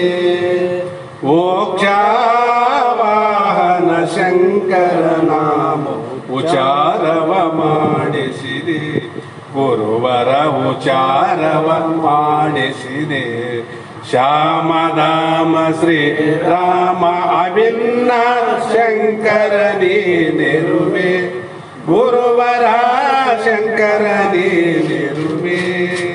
ಕಾಮ ಕ್ರೋಧವ ನಾಶಿಸಿ ಜಗದೊಳು ಶಾಂತಿಯ ಬೀರಿದೆ, ಗುರುವರ ಶಾಂತಿಯ ಬೀರಿದೆ. ಚರಣ ಭಜಕರ ದುರಿತ ರುಂದವ ತ್ವರಿತದಿ ನಾಶಿಸಿದೆ, ಗುರುವರ ತ್ವರಿತದಿ ನಾಶಿಸಿದೆ. ವರಬ್ರೋಲತಾಪುರ ದೈವದಿಂದಲೇ ನಿರುತದಿ ವಾಸಿಸಿದೆ, ಗುರುವರ ಔಷಧಿ ವಾಸಿಸಿದೆ. ಗುರುರಾಜ ಸಿದ್ಧ ರೂಢ ಸಮರ್ಥ ಬೆಳಗುವೆ ಆರತಿಯ, ಗುರುವರ ಬೆಳಗುವೆ ಆರತಿಯ. ಓಂ ಚೈತನ್ಯಂ ಶಾಶ್ವತಂ ಶಾಂತಂ ವ್ಯೋಮಾತೀತಂ ನಿರಂಜನಂ ನಾದಬಿಂದುಕಲಾತೀತಂ ತಸ್ಮೈ ಶ್ರೀ ಗುರವೇ ನಮಃ. ಶ್ರೀಮಜ್ಜಗದ್ಗುರು ಸಿದ್ಧಾರೂಢ ಮಹಾರಾಜ್ ಕಿ, ಶ್ರೀ ಸದ್ಗುರು ಶಿವಪುತ್ರ ಸ್ವಾಮಿ ಮಹಾರಾಜ್ ಕಿ, ಶ್ರೀ ಸದ್ಗುರು ಬಸವಾನಂದ ಸ್ವಾಮಿ ಮಹಾರಾಜ್ ಕಿ, ಶ್ರೀ ಸದ್ಗುರು ಅಭಿಮನ್ಯು ಮಹಾರಾಜ್.